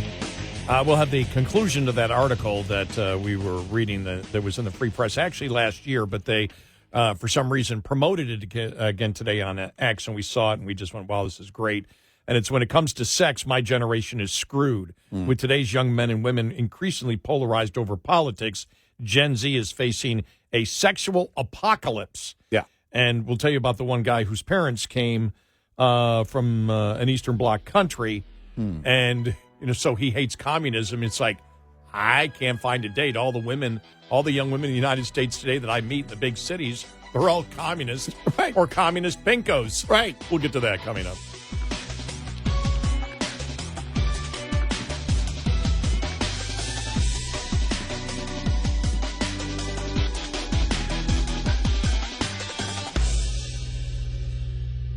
This is Red Eye Radio on Westwood One.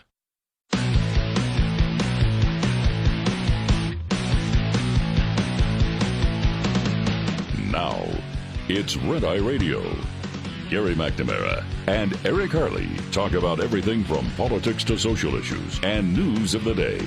Whether you're up late or you're just starting your day, welcome to the show. From the Uniden America Studios, this is Red Eye Radio. All across America, he is Eric Harley, and I'm Gary McNamara. Hi, good morning. So, talking about this article that was in the Free Press actually last year, but they were promoting it. Maybe they were promoting it because of the American Eagle ad. You go on social media, it was really, except for Mark Lamont Hill on Piers Morgan, it was like 99% women screaming at the ad of being fascist. And this was an article written in the Free Press. When it comes to sex, my generation is screwed. Forget about sex, just dating to begin with. No. Why today's young men and women increasingly are polarized over politics. Gen Z is facing a sexual apocalypse. And just giving the instances about what's going on out there in the dating scene for Gen Z.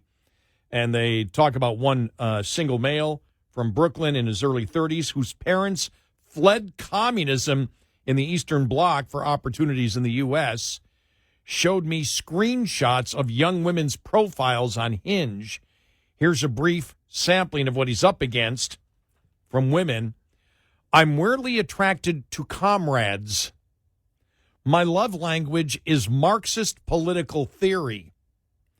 Let's make sure we're on the same page about COVID is real, land back, mask and vax, LGBTQIA2+, anti-capitalism, BLM, Antifa, universal basic income health care, trans rights, socialism, and ACAB. I had to look up ACAB.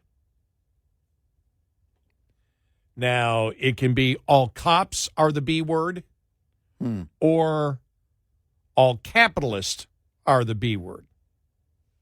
Can be one or the other. All right.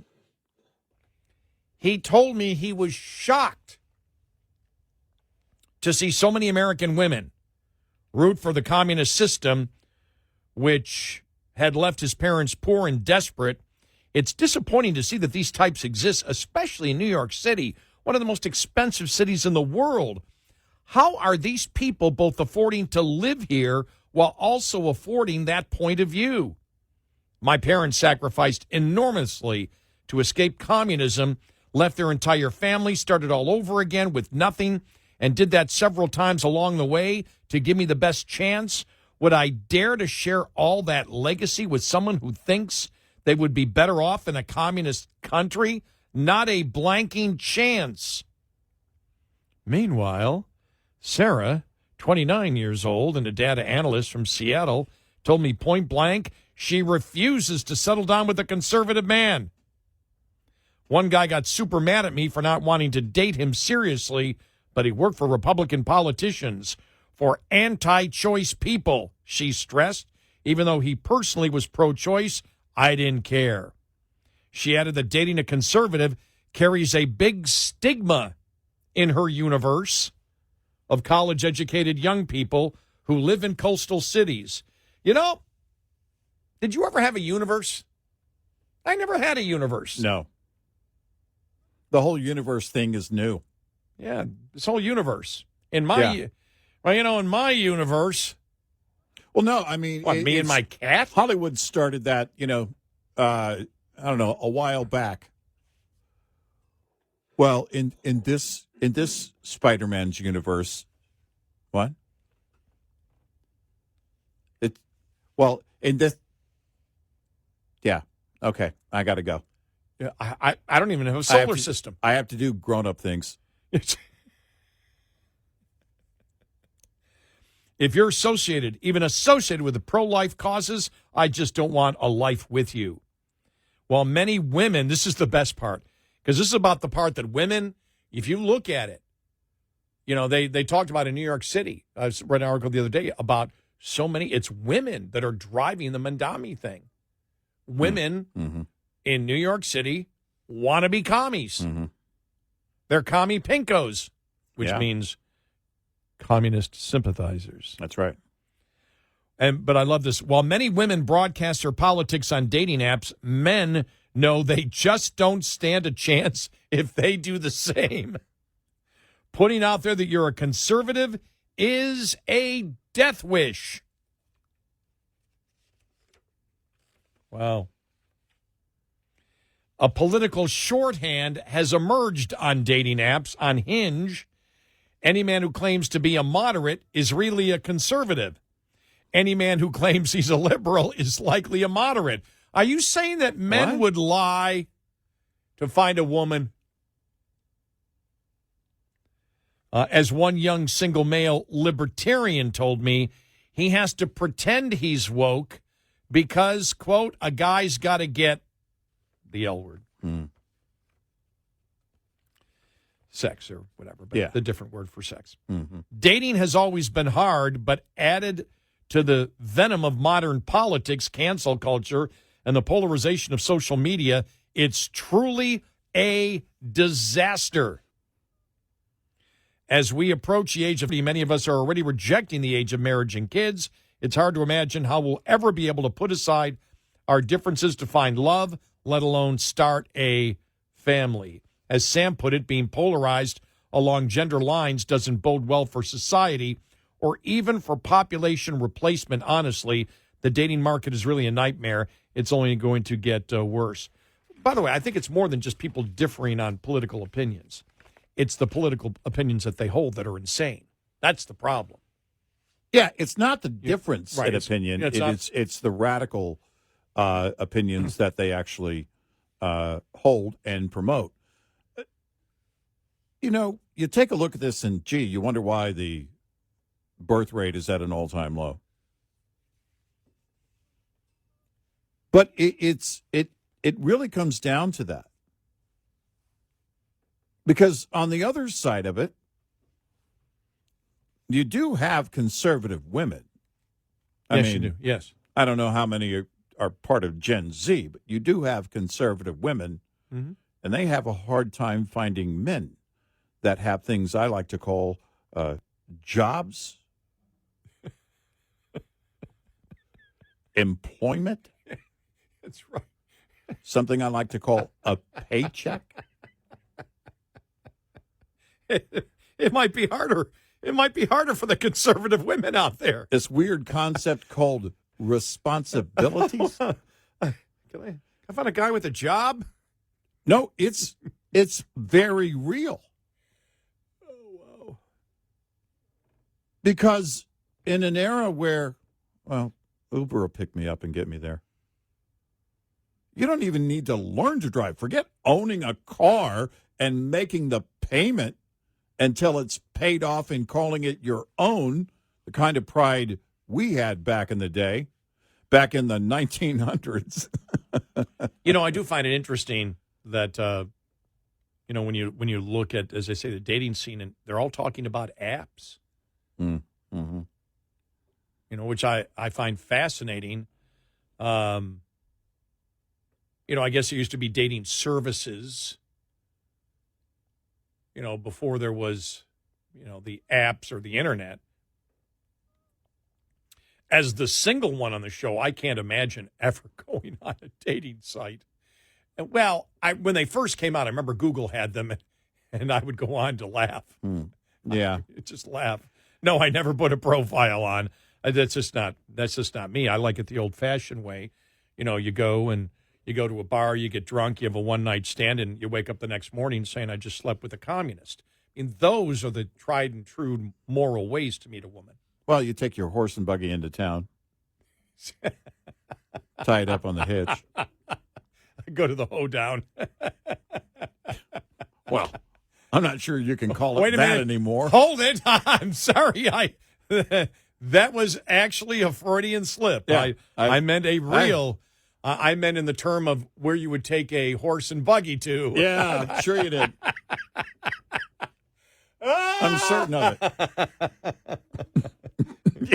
Imagine getting fired for something you said that was totally innocent at the time that you said it. I meant square dancing. That's exactly.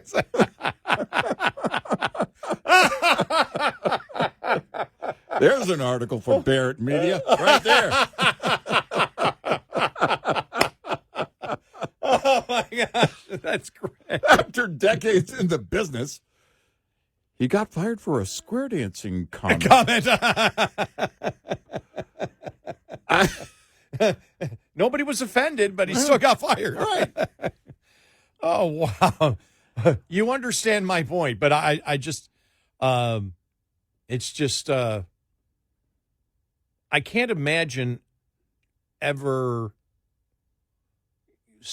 like searching through it. I always had a problem in my life. Almost all of my ex-girlfriends are some of my best friends today. I just was never I could never be in that thing of where you're dating a woman, sorry it doesn't work out, and then you never see them again. I've just never done. I've always wanted to get to know somebody. Mm-hmm.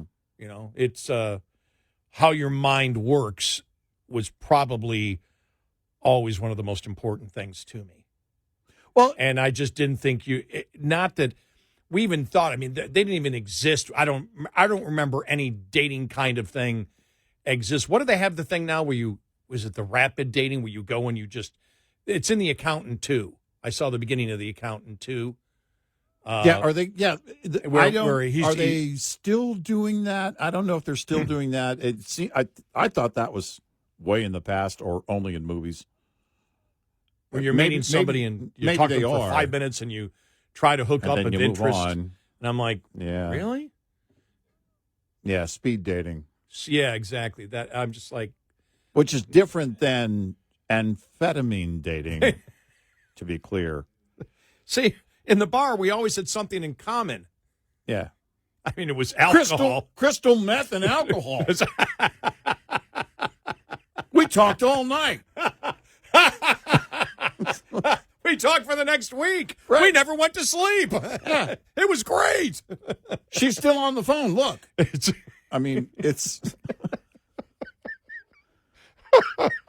Then we cleaned our fish aquariums with a toothbrush.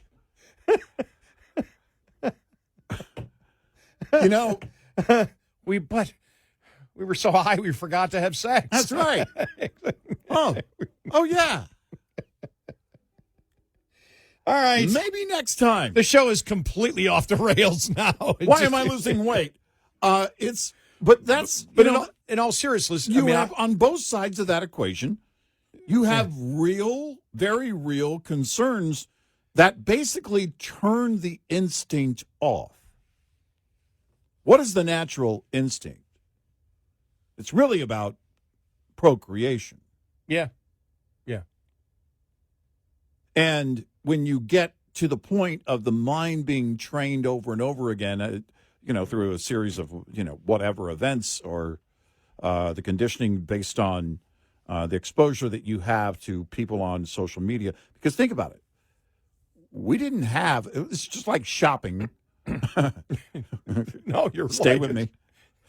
Hold on. Amazon Let me dating. finish. It really is like, because you can go in, we didn't have 5 million stores on the corner. Well, now you've got 5 million stores on your phone. Well, back in the day, before the interwebs, you had to actually go outside, number one.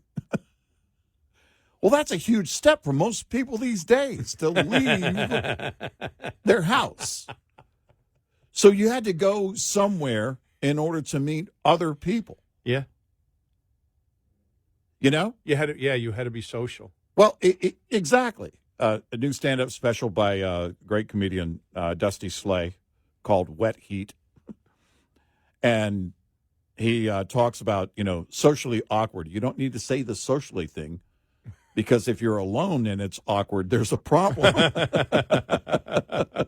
But you would, back in the day, you would go out, you would meet. By the way, that's on Netflix. You got to see it. It's great, very funny. You go online and, you meet all these people. Back in the day, you would go somewhere and you actually had to meet them face to face and have conversations and everything else. You actually, there was consideration for all of that. Well, these days, the exposure to all of the different types of people that might be available in the dating universe, has to be overwhelming and probably to some degree shuts people down. It's like, well, I'm not jumping into that. I'm not getting into that, No, but you experience. But you make a point. When we grew up, for example, the different extracurricular activities in school and even in college, the clubs and work, because working, you would end up dating someone who you knew for a while. You actually got to know them and like them. Right. And so you got to know them first before you started dating. And as I've always said, I think relationships exist when the best relationships exist in real love is when you find out the differences and you see somebody at their worst and they see you at your worst and you get over it. And then you understand what their motivation is for how they act if you disagree with them. Right. You start to understand what their intent is. Right. And then you're able to accept it. Right. But if you're automatically judging someone day one but on something, you're shutting things down. Right. You never get to know them right. and their motivation. Right. And so then you have this, again, a generation that's becoming more and more isolated. What reason do you have to leave the house? None. Yeah. They'll even bring your food to the door. You can work from home. Food comes to the door. Yep. Don't need a car. Don't need a car. Don't need a sense. At that point, here's one for you. You don't need a sense of adventure. No. For what? Yeah. 866-90 Red Eye. We'll be right back with more Red Eye Radio with Eric Harley and Gary McNamara.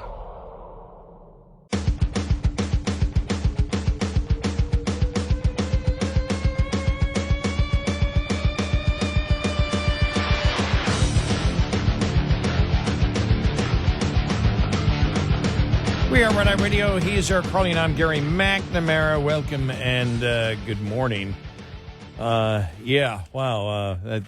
Some great stuff there on Generation Z and the politics of dating. Wow. Well, and it's also, if you look at it and how it relates to the low birth rate, we're second only to South Korea when it comes to a low birth rate. And they're closing schools because there just aren't enough kids in that age in some areas. So you look more and more down the road, what is it? We need a growing population for a growing economy. And if the population is aging out eventually and that birth rate doesn't turn around, then there's going to be a massive concern. I think there already is in many circles, but it becomes a national security concern as well. I got to tell you, though, if I was in Gen Z and single, I might want to try to date these women just once, just to troll them. I mean, the woman that wrote, let's make sure we're on the same page about it. COVID is real. Land back, max and vax, LGBTQIA2+, anti-capitalism, BLM, Antifa, universal basic income, health care, trans rights, socialism, hate cops. Yeah. I would love to troll someone like that. Yeah. That would, if I was in, that would never happen because I would never be on a dating site, but if I was in Gen Z and that was the culture I would be in, part of me would want to troll these women. Yeah. Imagine taking her to meet my dad. Hey, Dad, she hates cops. You were a cop, right, Dad? Yeah, she hates cops.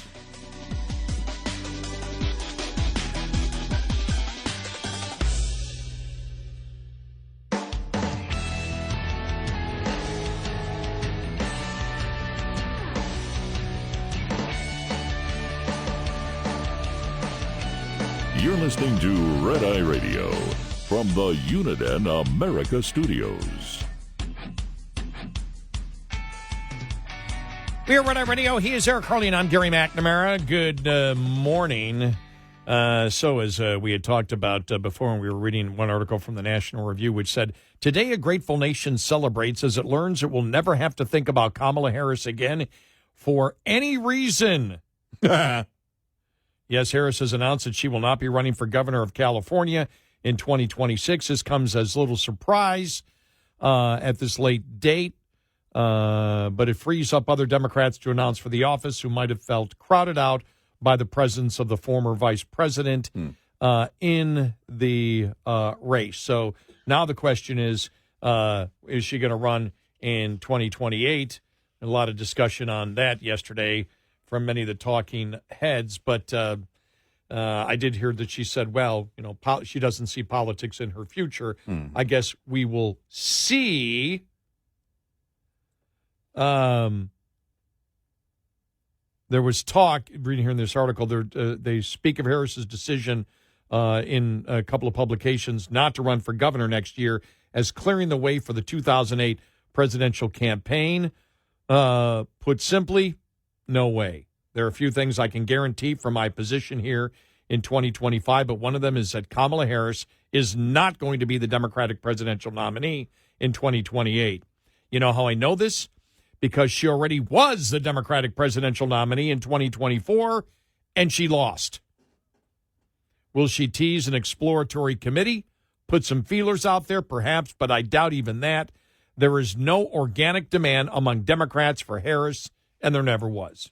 Well, that's what it gets down to, and that's the thought. We've actually conveyed that same thought a few times. Jeffrey Blar in National Review, by the way. Tell me who was screaming, where's that loud, chant for Kamala? It was never there. It's never been there. She dropped out December 3rd of 2019, didn't even make it to 2020. She was picked by Biden and then picked by the Democrats, never had to go through the process of a primary. And she's not capable of winning a primary. She's just not. Because what does that stage look like in 2028? Oh, my. She's not going to be anointed. Oh, wow. Again. There will be others on the stage with her, which means what? They have to go after her. Wow. Now, that is a fun game. Mm-hmm. Who will be? It'd be easy for Republicans. Yeah. J.D. Vance. J.D. Vance. I mean, it's J.D. Vance. Yeah, I mean, the idea Vance, is that the party, if the party wants to, if they maintain power in 26 at the midterm, then you want to keep that unity going, and all right, we get behind Vance, and also the fact that the party knows, many on Capitol Hill already know from his time in the Senate, that all right, he's a guy that we can work with and also can help lead the party. So he kind of fits the mold in every way. Now, really. Rubio said he won't run. Right. If Vance runs, I could see DeSantis. Right. Or Rubio being on the ticket with Vance. Right. Well, that's a great point. Yeah. You could have that. But if you put out the names, and again, I'm not making any predictions. It's just the names that exist out there from the current leadership of the Republican Party. So I could see DeSantis back in there again. Yeah. I don't think you're going to see somebody like Chris Christie. No. I don't think there is any. No, there's no support, for him. No. At all. I could see someday, maybe not in 2028, but I could see Josh Hawley running. Yeah. It's going to be a tougher primary for him. I'm not saying he'd win. I'm saying I'm just the fact that he would have the will to run. You mean? Just the people that are coming out as leaders of the Republican Party. Yeah. And it would be the new leadership, the young, a lot of the young leadership. Yeah. For example, I mean, I can see, MTG, I'm kidding. I'm totally kidding there. John Cornyn. But yeah, I don't see a Ted Cruz. I don't either. I don't see. I see that the Republican Party, depending, again, the only thing I believe the Republican Party really has to worry about is where the economy is going. I know they're out there selling it as if it's the best economy ever. The public has not bought into it yet. Right. They just haven't. But if they can keep it, if they can solve this problem and get the trade deals done, whatever the trade deals are, even the framework of the trade deals, because if you have the framework of the trade deals, then business knows where to invest. And that's the problem, as we talked about with the GDP report yesterday. Domestic investment is horrible. Right. As we said it would be, because business doesn't know where to go. So if you solve that, and the economy is just, if the economy runs along at the average of the last 20 years, no better or no worse at 2.3%. If it runs there, and right now for this year, first half of the year, we're at 1.2. So you need a couple of great, this third and fourth quarters, which hopefully we get. But that to me is the only To me, that's the only weak spot. Because you see on it with the Republicans, you saw the numbers the other day. I don't care what the generic poll says. Right. Because a generic poll still shows the Democrats up by a couple of points. It's what are the specific issues and who are the politicians that are running in the House. We know sometimes the Republicans have horrible candidates in the House and Senate where they've got every issue behind them, and they get a Kamala Harris in there. Somebody who is completely incompetent to basically be handed, I don't know, you're a wide receiver for Josh Allen, and you keep dropping the ball. Yeah. And it's like, what are you doing? Yeah. But Harris herself, when you and so my point was just to name just a few Republicans out there, because if we sat and thought about it, we could come up with probably 20 different Republicans right. who possibly could be on that stage. You can populate that list. Right. You can't really do it on the left very well. Because nobody knows where the left is going. And you've heard them say it. Well, they don't know what their positions are, and they don't know what people to promote the positions that they don't know what their position should be for 2028. That's a problem. No, I mean, it's exactly where they are, and that's. I think it's a problem even in the moment. Even as you get to the point of making an announcement and announcing you're running, at that point the debates start. Really, in the media, they start. You're going to have to answer questions. What would you do here? What would you do there? And if you don't know what your base wants, because it's ever changing. My God, it would change between the time you announce and the time that you actually kick off your campaign. To actually get out there and start doing real debates, it's going to change on the fly. That's the problem with the left. The rule book changes by the day. So what position you take? Well, again, just like with identity politics, you're the hero today, the oppressor tomorrow. And one thing that Joe Biden, how many genders are there? 3. Ooh, wrong answer. You can't. Where do you go? I mean, I don't, because you on the Free Press article, that was from February of last year. What were all the LGBTQ HD plus? What was I don't know. How many are there? I don't know. There was a 2 in there somewhere? There's a 2, there was an I, there was a plus, there was I. Who the hell knows anymore? It's like a confirmation number or something. Yeah. It's, and that's the thing. How do you remember it? You can't. It's the password that I can't remember. Exactly. But the problem is, and somebody just pointed out here saying, well, we don't know if Ramaswamy wins in Ohio in 2026. That's your answer. Well, what, that he's going to be president in 2028? I don't see that. He might be on the list, but he might be on the list if he doesn't win the other election. He might be on the list anyway. In terms of who might run, who's going to win? Right, but he is viewed as our point is not to pick out who's going to win. That's not what we're doing here. Right. We're just saying you can throw Ramaswamy into the mix, though. Mm-hmm. You could see him on the stage, and he would represent the Republican Party well. Yeah. When you look at the Democrats. Right. You've got to find someone. The problem with the Democrats is you've got to find someone who will appease an ever-shrinking liberal base. Yeah. And at the same time appeal to the insane Marxist left. Right. That's the challenge you have. And the Marxist left doesn't want any compromising with even the far left. And it becomes more and more insane by the moment. You didn't say the right things. You didn't put enough letters in. You didn't, whatever it is, because, again, the rules change. Not by the day, they change by the minute. It's not going to be Sydney Sweeny. She's not Probably gonna not. She's not going to be. The Blue Jeans Party.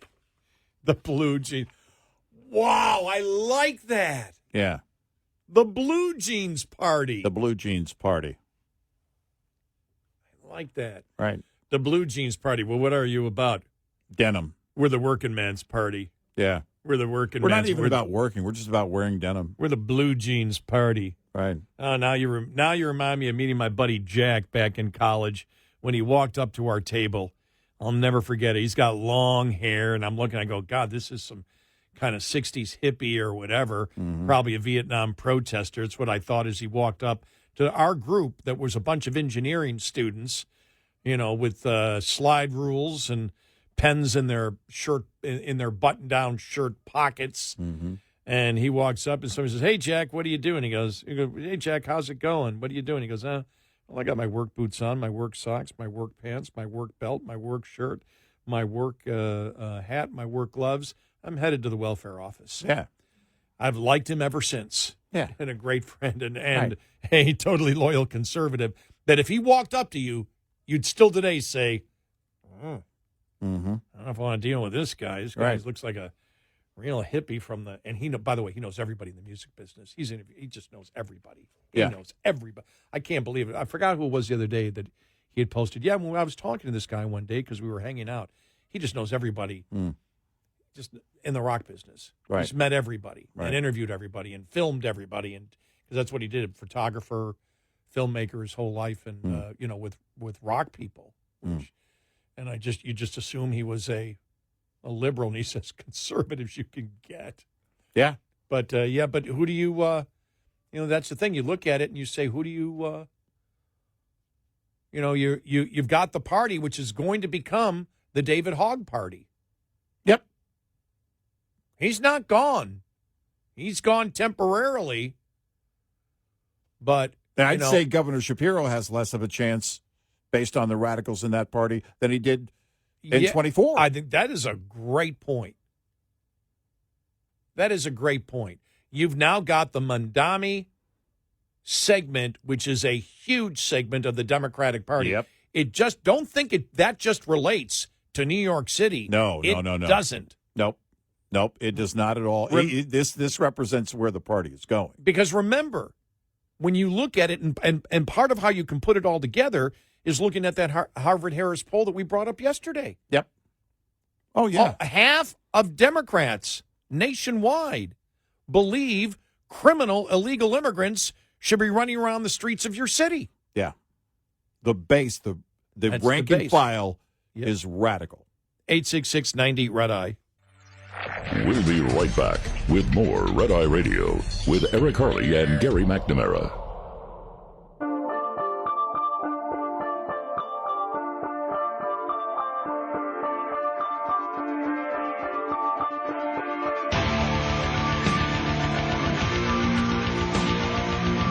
We are Red Eye Radio. He is Eric Harley, and I'm Gary McNamara. Download our Red Eye Radio app today. Our show ends in an hour. And after the show ends, it becomes our podcast. So if you don't catch all the show and you wish to catch all of it or some more of it, you can listen to our show on our Red Eye Radio app. It's our podcast. Our show becomes our podcast. It's that simple. And if for some reason you cannot catch us on one of our great radio stations while the show is live, we do stream all 5 hours live on our Red Eye radio app. So, yeah, just seeing more. The left going crazy over the American Eagle ad. Still, it's just like this is, and I think again, in the context of everything else out there, is it important? Not really, but it is critically important because it shows you they're not going to give up being insane. Nope.